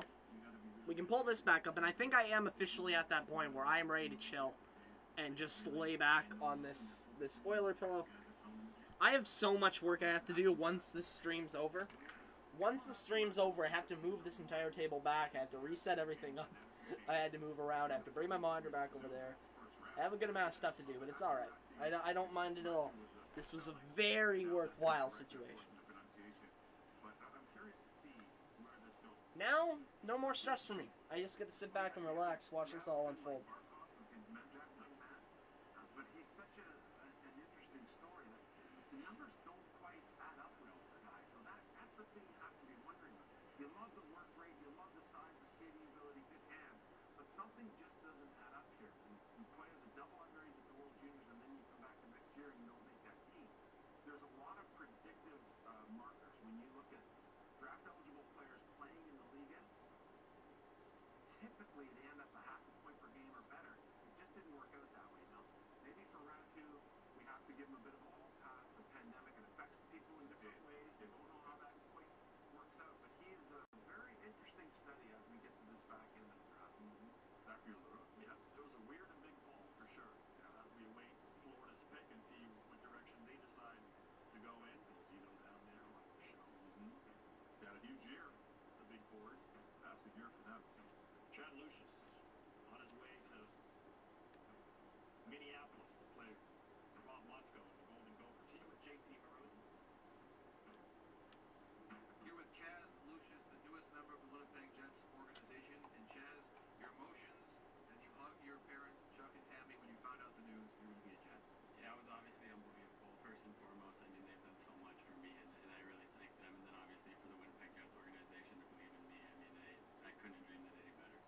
You're going to have Cruz, your brother, here with you and celebrate with him. What does that mean? Man, everyone hates it. Everyone hates it. How do you describe your journey during this season, coming back from the injury and showing just all the talent that you have? Yeah, obviously, nobody wants to hear that they're going to have surgery during their draft year, but I feel like I really made the most of my time. I feel like I became a better player in person from it. So, I mean, overall, I really, I feel like I had a great year, and I look forward to proving my ability and skills. Great journey for you from Grant, Minnesota now to being a first-round draft pick, Chaz. Congratulations. Thank you. I appreciate it. Thanks. Back to you. All right, so Chaz went from 18 there to Winnipeg as we await the Florida Panthers pick. Columbus will make their third here in the first round. And Commissioner Gary Bettman will introduce the Panthers. The 24th selection in the 2021 NHL draft will be made by the Florida Panthers. Shane Trilla, Director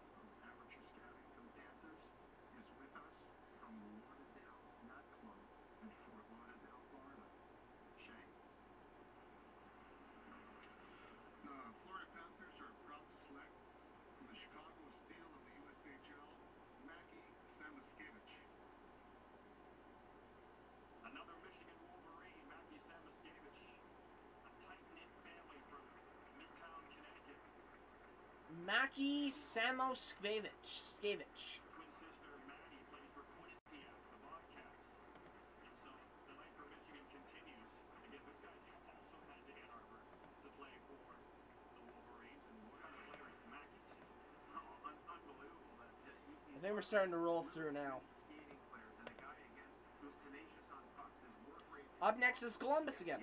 It's the Toronto pick. But I think the foundation is his ability to really hunt down pucks and play that hold-on style. Not dissimilar to what you see from Matthew Coronado. So I like what he's able to bring to the table. I think this is a situation here where you're looking at another Michigan guy. My goodness, what is Mel Pearson going to do over there with all of this wealth of talent that he has in front of him? But good opportunity for him to go and play, at least get to the World Junior Camp and see how things work out for him. Yeah, character kid, great family, doing well. Like you said, from Newtown, can really shoot the puck. Strong. I like that pick a lot. When you got on the road too, these are the type of players that one general manager told me, this is the type of player that you want on the road. Road games, tough matchups, going into a hostile environment, playing on the road, Stanley Cup playoff game. These are the type of guys that you need in your group, and that goes a long way. That's a huge compliment for a young player. Maddie and Melissa, the sister, and of course, Mom and Dad, and you know, those events of Sandy Hook Elementary School, so they're right there, and that changed everybody in that little town of Newtown, and certainly that attended that school like they did, and that's a tight family. Yeah, and largely because of that. I mean, Right. the healing, there was people that you knew that had perished in from that. I love it. My watch just told me I sent a tweet like I didn't know I just sent a tweet. Wow, thank you for telling me that I sent a tweet, and also, can you work? Situation where now you're all forced to come together and you have to be there. Dang it, it doesn't work. The watch is broken.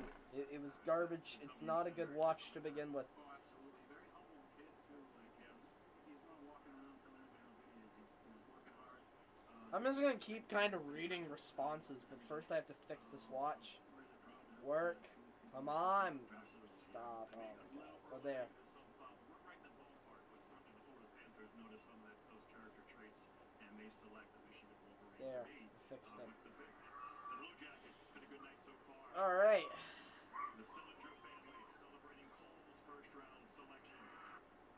Ken Johnson, like a punt he was, they just scored a goal, going 5th overall to the Blue Jackets. Blue Jackets select again. Who will be their third number? Ooh, boy, the rage.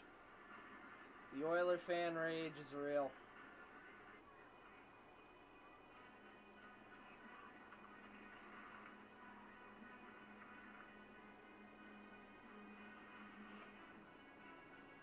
Man, everybody, I'm seeing a lot more furiousness. Growing up, I did not value fresh food. I started practicing healthy eating habits when my daughter was born. This tweet from Jonathan Willis really sums up my feeling on this. This is a good prospect. Talking about Bourgault. He was 23rd on the Athletics consensus list, but had an outstanding numbers in the queue this year. 20 goals, 20 assists in 29 games.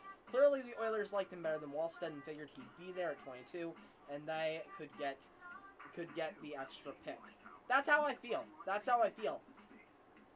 Bourgault does look like a really good player, and like I see people saying we don't need him. We do. This is exactly the type of player we need. Remember the playoffs where we were clamoring and being like, oh my god, our bottom six can't score a goal? Hopefully he becomes more than a bottom six guy. I'm not saying I think his limit's the bottom six. I think he could easily be a top six forward. But this guy on our third line is going to help this team be great. In the future, like that, this is a very good pick for us. People are going to be so mad about Wallstead forever, but this was a good draft pick, and I'm happy about it. And waking up because of your partner. Because only Tempur-Pedic uses proprietary Tempur material that responds to your body's needs, continuously conforming, relieving pressure, and reducing motion. So you get deep, uninterrupted sleep all night.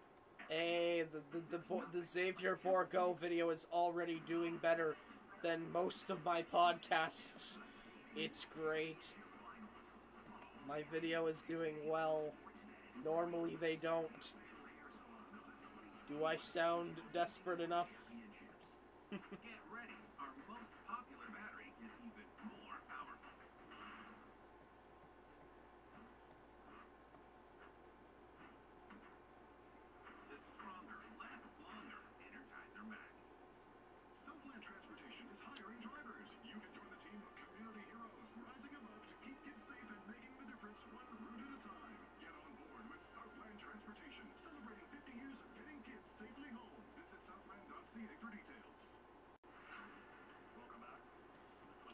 Alright, we're nearing the end of the draft. I've been here for 3 hours, folks. 3 incredibly excruciating hours.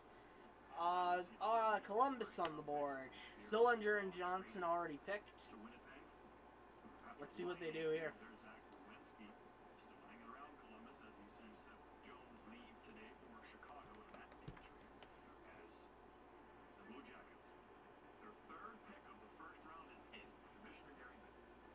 Yeah, that works. Selection in the 2021 NHL draft. We return to Nationwide Arena, where the Columbus Blue Jackets will round out their hat trick of first-round draft picks. And Jarmo Kekalainen, the general manager of the Columbus Blue Jackets. Shut up, Edmund. You know how to say his name. To announce our next selection in the 2021 NHL draft, I'd like to introduce the Day 1 Blue Jackets season ticket holder, Matthew Bird. Day 1 season ticket holder. With the 25th pick in the 2021 NHL draft, the Columbus Blue Jackets select defenseman Corson Corson Kuhlman. Kuhlmans. They pick a defenseman. It's been a while since we saw a Wow, it has been forever since the defenseman went off the board. It's been like forever.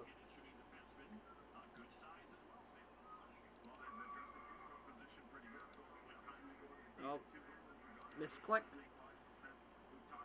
Yeah, like they have not. There is the last defenseman off the board was Brandt Clark at 8. Like 17 picks in between defenders, and now the Wild are on the clock. Everyone, I wonder if Oilers fans are going to be salty about the Wild's existence still. Here's a guy who skates really well. Sometimes a little bit loose in the way he plays, but that's what you get when you allow an offensive defenseman to do his thing. Every now and then they're going to get caught and they're going to make the wrong play and they're going to give up odd mans the other way. But you live with that risk knowing that the upside for him to produce offense is there. And we're seeing the AJHL, Cale Makar, we talked a little bit about him a couple of years ago. I don't know if he's quite on that level, but he's going the same route as Cale Makar. So I really like this player, and you addressed the 2 forwards early on, and now you get a really good defenseman. I think it's a real good value pick here because Kuhlman's had a lot of skill, very talented. I've spoken to some people and have gotten a chance to see him, albeit briefly, with Brooks in the AJHL. And he's a guy that can really control the tempo of the game. He doesn't force plays. He generates his offense within the rhythm of the play. And there's a sign of maturity. He just has to get a little stronger physically, but I love the mature way that he's able to lead plays within the club. Oh, they had me at right-handed defenseman for the Brooks. Right? They had me hooked. He's going to Wisconsin. Yeah. And there's real history of developing defensemen. There's been a lot of them in the National Hockey League, so it looks like a pretty good fit after those 2 forwards. Including one of yours, DeAndre Miller, who was selected by the Rangers. Yeah, Marcus Hickey and Tony Bernardo do a great job there. Or they try to Wild's pick is in. A lot of players leave Wisconsin after a successful season in the Big Ten last year. Commissioner Gary Bettman, another pick is in. For the 26th selection in the 2021 NHL. So Minnesota, Carolina, Colorado, New Jersey. The Minnesota Wild from Tria Rink in St. Paul, Minnesota, to make the selection. Bill? We'd like to give a big shout out to all our fans across the great state of Minnesota. And now for our next selection, will be Weston Curvers. With the 26th pick in the 2021 NHL entry draft, the Minnesota Wild are proud to select Carson Lambos from the Carson Lambos. Beautiful draft for the Minnesota Wild. Carson Lambos off the board. A good player. Shooting good size. He's a full-grown man just about. And now we get to the Carolina Hurricanes draft pick. When you go back to his 16-year-old year, he played in the top pair. He got all the top matchups against. He was still able to produce. He logged heavy minutes. And as a 16-year-old defenseman in that league with all the travel in the Western Hockey League, that is a really difficult challenge, especially when you're on the easternmost part of where that league plays. Everything they have to do, they have to go west to play. They got Brandon close by, but after that, it's really difficult. So at that point, he was projected as a top 10 pick because he could do everything. He was that all-around defenseman. Well, he comes back this year. He ends up going over to Finland. He plays in a couple levels over there. And you have to think how difficult that must be. You're worried about the health, the pandemic. You go to a new ice surface as a defenseman.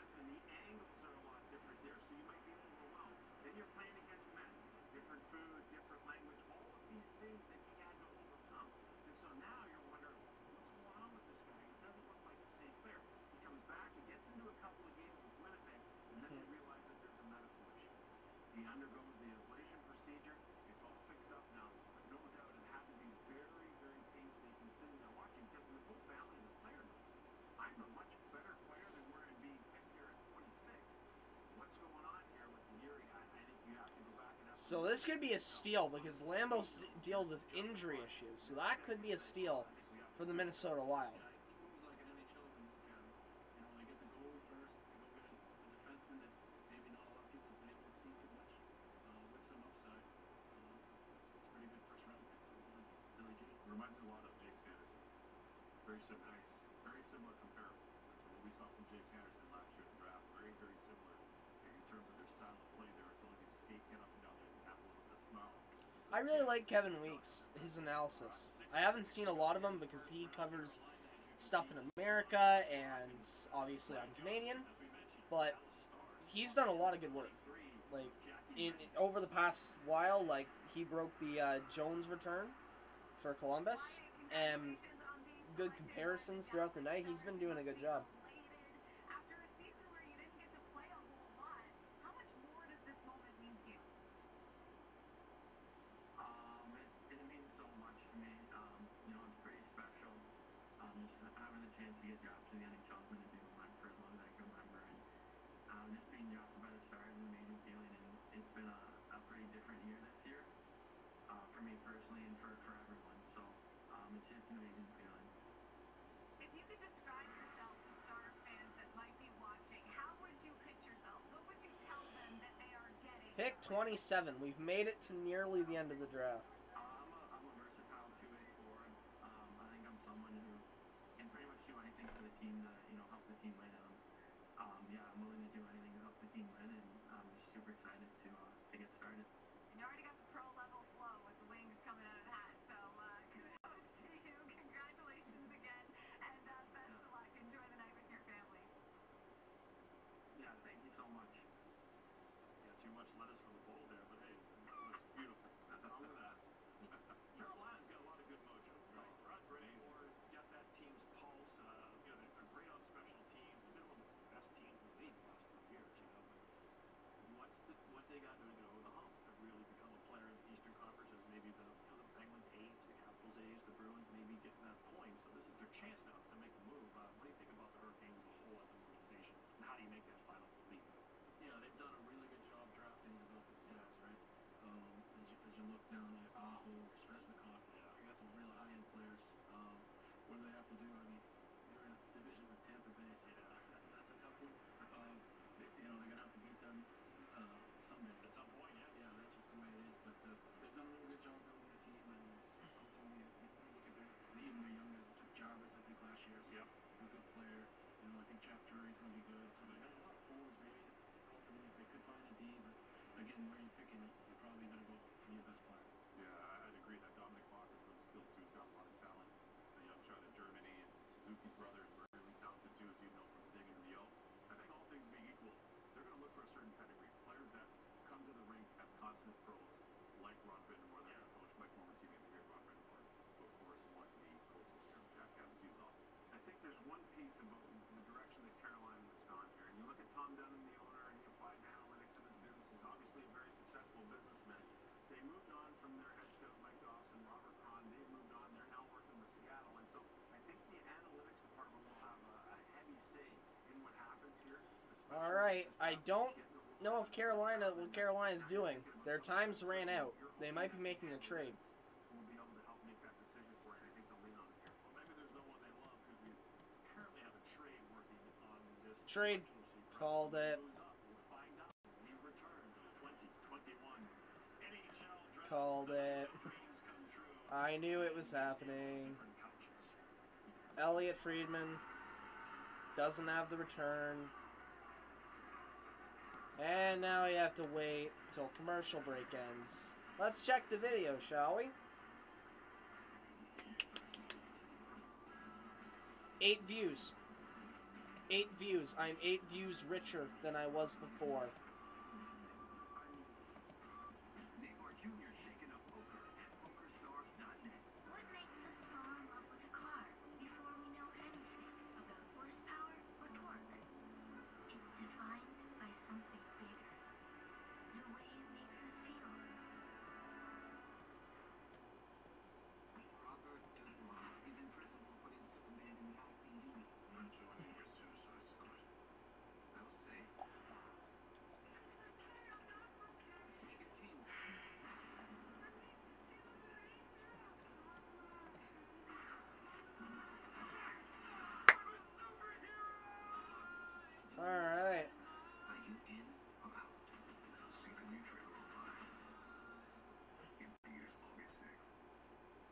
27, 28, 20. 6 picks left in the draft. Probably one more commercial break minimum. We've got a while left to go here. And then I have a feeling, I'm not feeling as tired as I normally do after a long live stream like this. But I imagine I still will probably not be long before just crashing. That being said, I can't wait for the stream to end and then the Jack Eichel trade to happen. These unplanned modes of transportation can be a costly choice if do not make you home. Your plan could include a designated driver, taxi, or public transit. Drink responsibly, choose your ride, and have a plan for a safe ride home. Oh wow, I forgot the Olympics are happening, so all there is just Olympics stuff on my timeline. In the Explore tab anyways. Real talk here, right? Is there anybody out there that watches the Olympics until like the gold medal game of some round of like some sports? Because that's me as in a nutshell.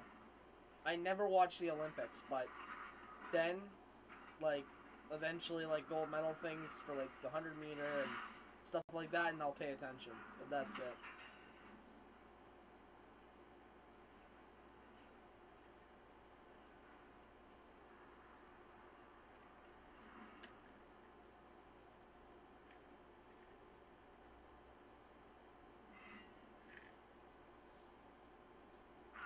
Alright. Carolina might be making a trade. They're still on the clock. We'll see what happens.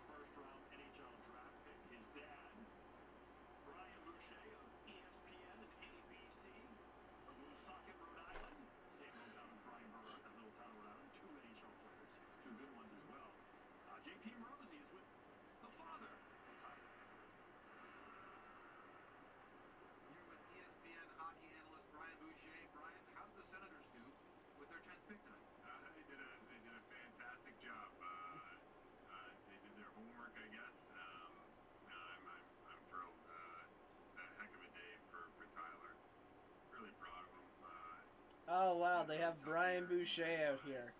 I remember Brian. I don't remember Brian Boucher. I was about to say I do. I don't remember Brian Boucher.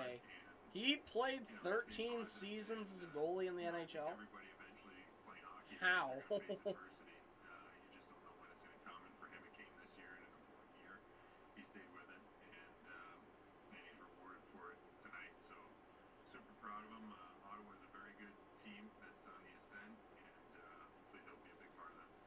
Think about, Brian, just the sacrifice that goes into moving to Michigan here, to being away from home. As a dad, what is it like to watch a night like this? Yeah, I mean, it just brings back so many memories for myself, right? I mean, you know, I played junior hockey in the Western Hockey League. An American kid went out west and did that to chase my dream, and was fortunate to, you know, to play in the NHL a little bit. And, you know, you hope your kid likes hockey enough that he wants to do that. You know, he put all the work in, and he deserves all the credit. And then to see him have a moment like this, it's overwhelming, truthfully. I mean, Man, I really wish something would happen with this Carolina pick. It's just still saying on the clock. Is it being traded? Like, what's happening with it, please? I'm super proud of him. I know my wife Melissa is as well, and his sister Brianna. It takes a village, truthfully. And the guys here at the U.S. program, everybody's too many to name. I mean, you know, Brian Gallivan, the strength coach. I mean, he spent so much time. Man, Carolina really are like, you know what? Everyone's really tired waiting for this to end. We're just going to make it as long as possible. Dan Muse, Mike Leone. I mean, these guys put in a lot of work with Tyler, and I'm forever grateful to them. And I'm also grateful to Jenna and Chris Osgood, who we lived with in Billets here in Detroit. I mean, he had a great Billet family, a beautiful house. They took very good care of him, and they deserve a lot of credit because they were the parents away from us and allowed them to be comfortable and do this thing. Always trust a fellow goaltender, Brian. Always, absolutely. Congratulations on everything. Thanks so much. Thank you, Jonathan. Back to you. All right, Bush. Well done. We'll see you at the rink. All right, so we have a trade. Carolina was set to select next. Carolina's traded the pick, I guess. The Carolina Hurricanes trades pick number 27 in this year's draft to the Nashville Predators in exchange for picks 40 and 51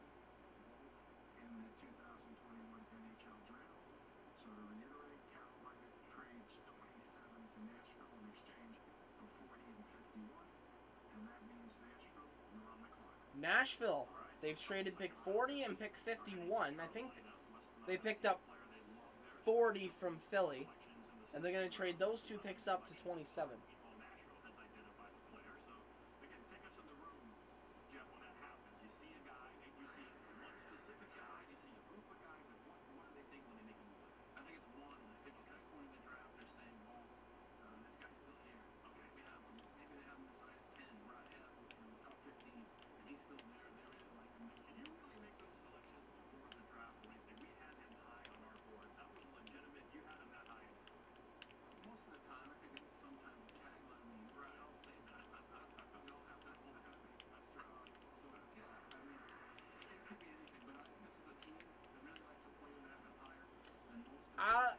Just throwing a prediction out there. I think we're going to see a 2 Rowdy get picked here. I don't know why. He has that good old, this guy used to be highly ranked a while back, so he therefore must still be a really good player. He also just has that Nashville vibe for me. I don't know why. I wouldn't be surprised if it's a 2 Rowdy, though. Unless they say defense, in which case I don't even know.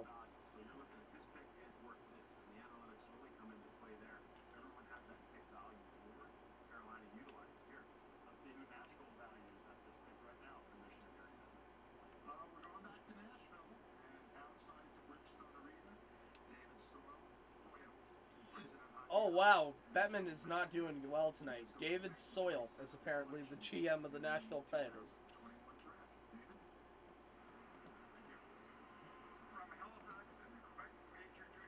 Oh,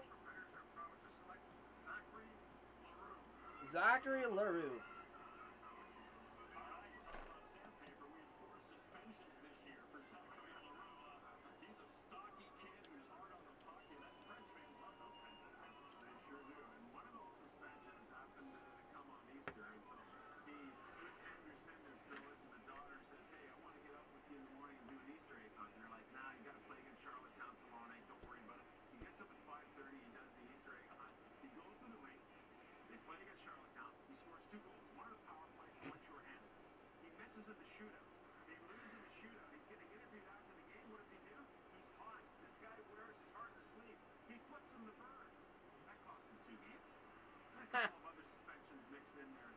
Leroux seems like a bit of a character from what we're hearing, so I'm surprised Nashville would go for that. Of all the teams to go for a personality, I'm kind of shocked it was Nashville.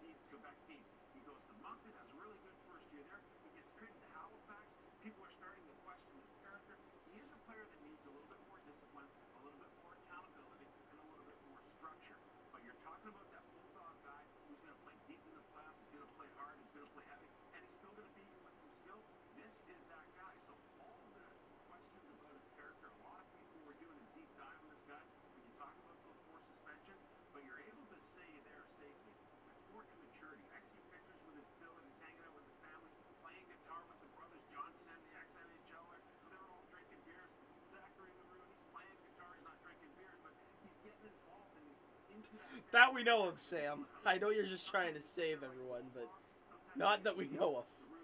Most, I'm pretty sure. I know, but most people, a lot of people under the age of 8, under the drinking age, still drink.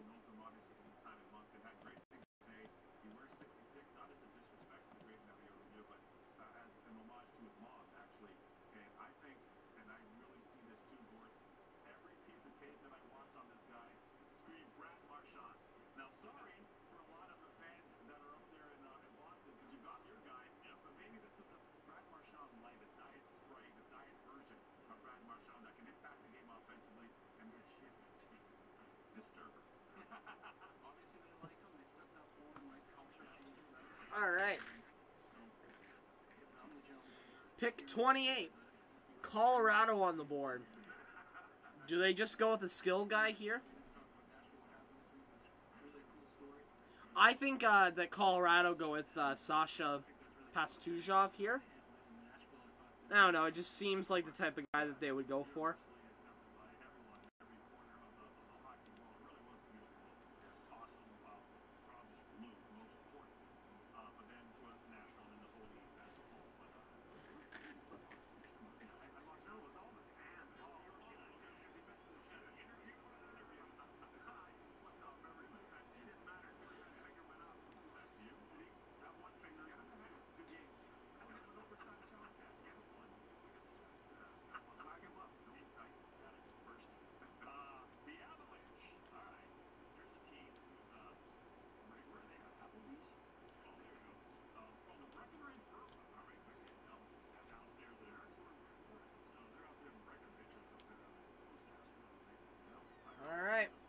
picks in for Colorado. Varsity, Gary Bettman. The 28th selection in the 2021 NHL draft. Where are they going? Will be made by Executive Vice President and General Manager Joe Sakic. Joe Sakic. On behalf of the Avalanche from the Breckenridge Brewery in Littleton, Colorado. Joe, you're up. Thank you, Gary. First of all, I just want to welcome all these great fans here to our draft party.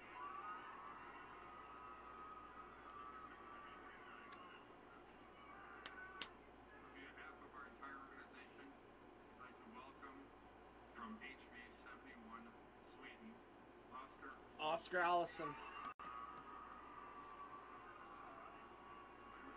brewery's going to be loud. They just start Littleton, not Breckenridge. That's just the name of the brewery. Right?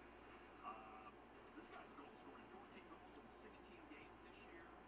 Good soccer player growing up, some good speed as well. What do you know Oscar saying? Kind of 6'1", 100. And the Devils are back on the board via the Islanders pick. The guy who was the youngest player for Sweden after World Juniors. He's only the only first-year draft eligible player on that team. We talked about great skating ability and the ability to marry that with some skill, and that's what you have at Olsen. It's really difficult, and especially with the pandemic. We play at 3 different levels, so you're adjusting to different coaches, different systems, you're adjusting to different rinks and travel and all those sorts of things. And unfortunately for this young man, and it happens a lot of times in Sweden, that you get to play at those 3 different levels. You do so well at one, you go to the next. You don't quite have enough time for you at the SHL, so the numbers move down a little bit. You would expect more from a first-year draft eligible. That wasn't necessarily the case. And so during this time of the pandemic, kind of a quiet, shy, introverted guy when we talked to him throughout the course of our interviews. But again, that skating and goal-scoring ability married together, you think you have yourself a player that's going to contribute down the road. Looks like elite talent. Joe Sakic makes sense to me. The late pick here in the first round to get elite talent. They've had a lot of luck with that, so we'll see what we do. Yeah, I could complement that really well. We know that obviously outstanding top 6, and that top line is as good as anybody's in the league. One of the best on the planet, for sure. But the one thing that keeps coming back to me on hearing reports on him out of Sweden is the versatility that he has, and also the fact that he's a mature kid and he's a team first player. And that goes 4 picks left. the franchise like Colorado that had either 4 picks left, everyone. We've made it this far. Sam Girard.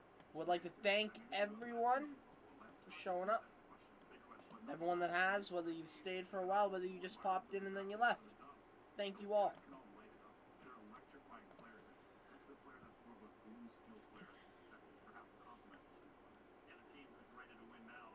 Any of these picks you think are a possible trade deadline. When you're looking to try and make that final piece to win the cup, Drew, in Colorado, it's time to go there. So the Avalanche select. New Jersey's now on the clock. We have 4 selections left here in the first round of the 2021 draft. Again, virtual this year for the 2nd straight year. Next year, hopefully in person in Montreal. The families get together in the stands and have our conventional draft once again. And the Devils picking earlier tonight, of course, there was a family affair. The awesome view right there of Jack Hughes hugging his now teammate and brother Luke. Not quite a teammate yet, looking to go to Michigan for at least a year. And as he continues to add size and strength, there's Quinn, the Canuck as well. The Hughes are the first family with 3 top 10 brothers selected in the first round of the NHL draft. There it is. Devil sweater goes on for this organization who continues to add pieces, trying to build slowly but surely. And they get this pick from the Islanders. And there is Luke joining other recent first-round picks. And they had 3 of them last year, so they went with Alexander Holtz at the top to get a goal scorer that's got a little bit of power forward mentality. Dawson Mercer is a fascinating player to me. Can play in all situations, a really dynamic young man. And Shakir Mukhamadullin was a guy that I think rose up the draft board. A big guy, had real good success at the World Junior A Challenge, and as a result of that, they're really set forth in being picked in the first round. So they get another 2 first-rounders here. Tom Fitzgerald being able to stock the coverage quickly in this rebuild for the jersey. I also like somebody that we didn't have on that board there, but that's somebody you don't model on 67. It's a Kevin Ball. Yeah, I like Baller, Baller. big, powerful, really difficult to play against, mean defender.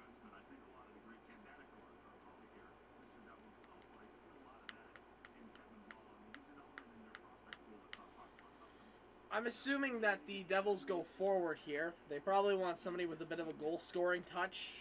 Got this pick again Top from six the ability. Islanders as we have 4 picks to go. Here's some of the names there. Anyone stand out? There might be a trade, though. Well, Tuamal is a pure goal scorer. That's something that's hard to acquire. And now he's kind of an all-around guy. He's got some quick strike ability. And Octugatu, yeah, we'll sit there. All right, Commissioner Gary Bettman.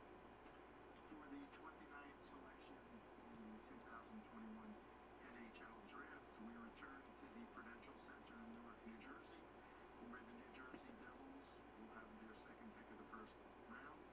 Executive VP and General Manager Tom Fitzgerald, please make the pick. The New Jersey Devils are proud to select from the Sudbury Wolves, Chase Stillman. Chase Stillman? All right, Corey Stillman. Interesting. Chase, the OHL shutdown, played in Denmark, U20 league, 16 points, 43 points. Peterborough kid. He's a Peterborough boy. Chase Stillman. He immediately becomes one of my favorite prospects in this draft. It's Mason McTavish and him. They're my favorites. Let's see if he's somewhere here.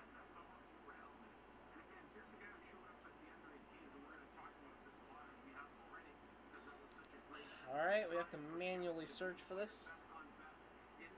There he is.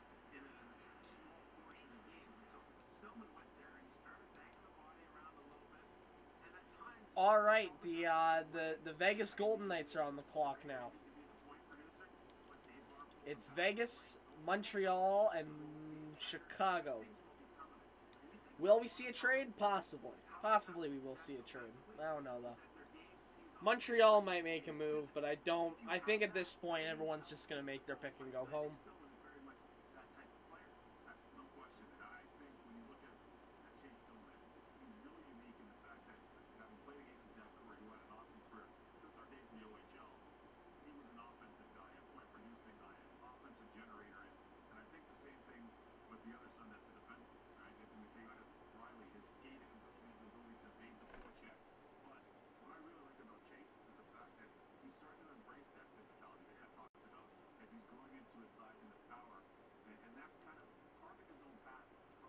Tree and the genetics, which are amazing. You're going to see another generational player here, NHL, by way of family, but nice to see. Yeah, if you look now at all the skill levels drafted, so there's a good mix, right? There's a power forward, right? All the guys that can have all the talent, and you add him with a blend of talent and some hardness. It's a really good fit to be in the first round. Yeah, glue guy, Riley with the Blackhawks. With the big board now, we're just about done with the first round here. Alright, we're heading to our final commercial break of the night. And after this commercial break's over, we hear Vegas, Montreal, and Chicago. Oh, we're not going to commercial yet. Oh, an interview. Congratulations on a dream come true. I understand you got to spend this moment with your family. How would you describe what it was like to experience that with them? Just so surreal, just overwhelmed with emotion. You know, I had a By the way, before anyone asks, no, I'm not streaming tomorrow. I'm not going to sit here for 6 very long hours watching Charlie Coelho, a random name I just thought of, get drafted in the 7th round. my dad was at a work conference in Toronto when I wasn't even born yet, and I think later in the night he was down at a hotel bar, and Shake was there after a game, and then I guess they started talking about hockey, and he invited him over to his table, and then later on that night my dad got back to his hotel room, and he told my mom that he had just met Shane Corson and was hanging out with him all night, and then my mom said to him, he was like, if we ever have a son, then we're going to name him Corson. So that was the story behind that. Such a good story. Shane Corson has played over 1,000 games in the National Hockey League, so if you can follow in his footsteps, you'll be set, and the Blue Jackets will be very happy. So congratulations again. Enjoy the moment, and best of luck. Okay, oh gosh. These interviews are so cringe. Shane Corson would be, yes, sir. In the bar of career. Power forward man, too, but yes. Yeah, he was a great guest on Spit and Chicklets. A lot of great stories.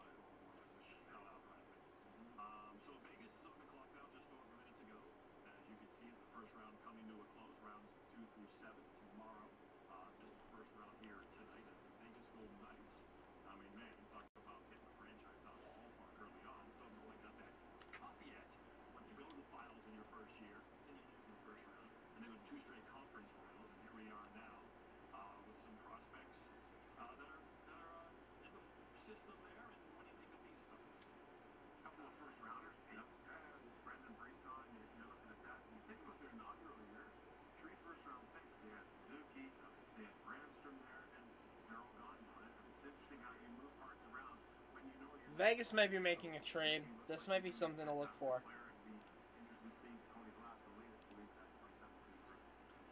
Oh, the pick's in.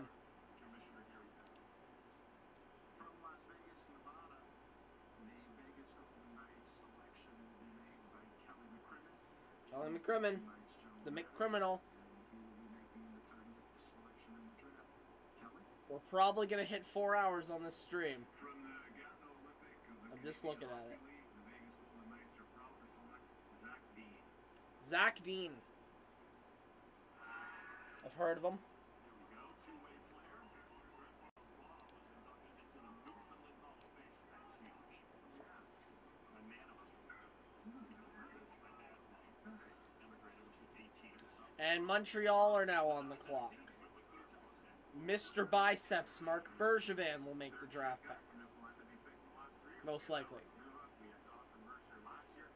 Zach Dean is the type of guy that's got a little bit of that old school mentality. He's a really good skater. North-south, he's been challenged more to start to take Dean wide.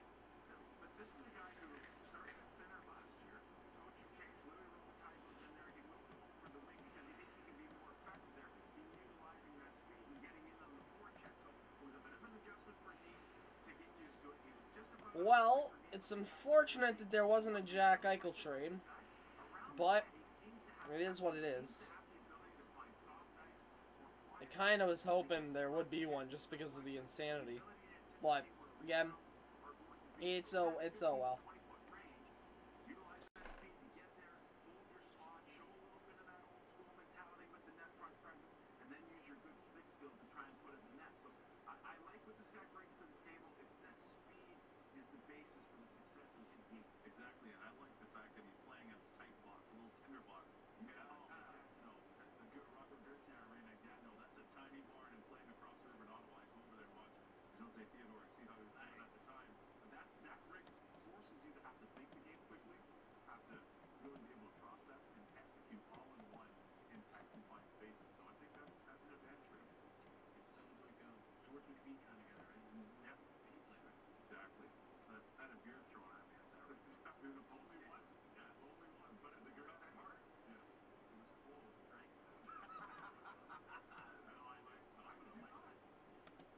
out of drive. Out of boys. Keep going, boys. I like it. So good. Two more picks. I just learned that when you have two separate tabs but the same website, it alters both the sizes, as you can see by it changing there. Now we're going into our last commercial break. Then we're gonna have our final two picks, if I'm not mistaken. I am right. 31 and 32 will about to become the first ever, by the way, pick 32 to take place in the first round. First time we'll have a 32nd pick of the first round. Here, Chicago's going to make a little bit of forgettable history. How great is this? Shawarma, 3,000 feet. Not meters. Brandon, I measure life on both sides of the border, feet and meters, Fahrenheit and Celsius. It's effective percentages, but how can you measure where you want to go until you realize where you want to be? Are we still talking about shawarma? No, you eat this. Oh, that's good shawarma. You say what? Okay. I don't like that. I like this shawarma. I don't like this movie. Have a shawarma at the top. Shawarma at the top.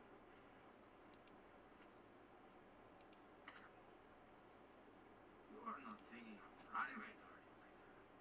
Come now, son. Reconsider. You're in no condition.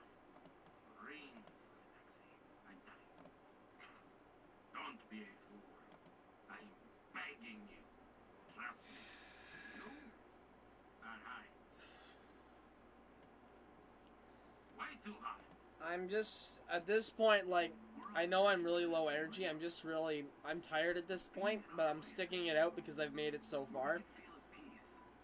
But, like, I'm just thinking about all the work I have to do. I have a lot of work I need to do before I can even think about going to bed.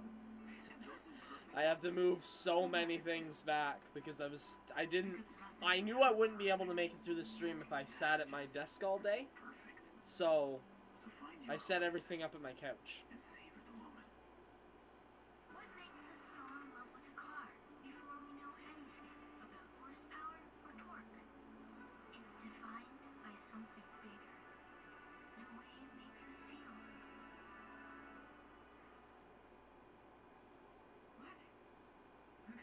and Andrea just got a place. Wow. That was quick. This is from the director of amateur scouting for the Oilers, Tyler Wright, talking about Xavier Bourgault. He says that he can be a top 6 forward and that he can play both center and right wing. He speaks on Bourgault, saying, excellent vision with skill and can play with elite players. That was very attractive to us. Exactly. This is the type of guy we need. Exact type of guy we need. Every Saturday in July is the Lotto 649 Super Draw with 20 guaranteed prizes of $10,000. The guaranteed $1 million prize plus the jackpot. Somebody's going to win. It could be you. Got a truck. Cap it with the new Bulldog Truck Cap. The style, fit, and options that transform a truck to a super truck. A good bang for your buck. Visit the Cap It near you. Cap It. 2 more picks to go here in the first round. 2 picks, and now the Canadians' pick is in.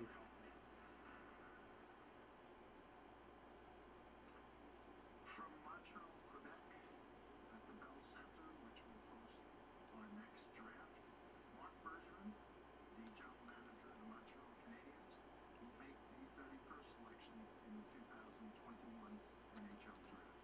Mark? Thanks, Gary. Avec le 31e choix au total, les Canadiens de Montréal sont fiers de sélectionner. With our 31st pick overall in the NT draft, the Montreal Canadiens are proud to select the 9th London défenseur Logan Mailloux. All right. What? Well, this is something the league probably wishes didn't happen, but now it has happened. You remember, or might have read news surfaced What the hell did Montreal just do? earlier this season. Had consensual sex with a young woman. Logan. Picture of that without her consent. Distributed it without her consent. Basically took himself out of the draft. Basically telling NHL teams, I don't want to be drafted. That was What just happened? and trying to obviously If you don't know about Logan Mailloux, I don't even know how to say his last name. Defender from London in the GOJHL. I don't even know what that league is. That's in 2019-20. Apparently this guy, what happens, and I'm going to go full screen for this, and I'm going to sit back up. This piqued my attention. This guy, had sex with somebody and took photos. That's what they just said. I didn't really read into the story a lot. But wow, he said he didn't want to be, he said he wanted to take himself out, and he just got drafted. This is gonna be, and wow, like the thing for me, right, here's the thing. He said he didn't want to be drafted, and not only did the Canadians draft him, not only did Montreal pick him, they picked him with their first round selection. It's like they were purposely trying to do something bad. Wow, that's scummy by Montreal, man. Just when you, man, Montreal is second worst behind Chicago, is a tweet from Tugi that I'm interested in. Frank Saravalli said nobody thought it would be on Friday. Darren Dreger just tweeted out a face of somebody shocked with red cheeks. Montreal selects Mailloux, yep. Well then, this is intriguing, and it's not good. He just... Wow.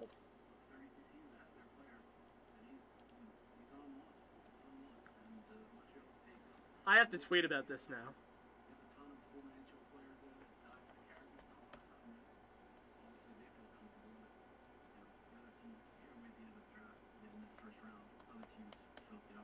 He is a first-round talent. Now, on the ice, he is a first-round talent. Question. From a talent standpoint, there's no question. But you do have to weigh the character. I mean, character is something, for so many of us that have played. I have to go. Regardless of our age or work in this league, we're always, I know in my case, I felt like I was walking that tightrope over that revolve. No safety net.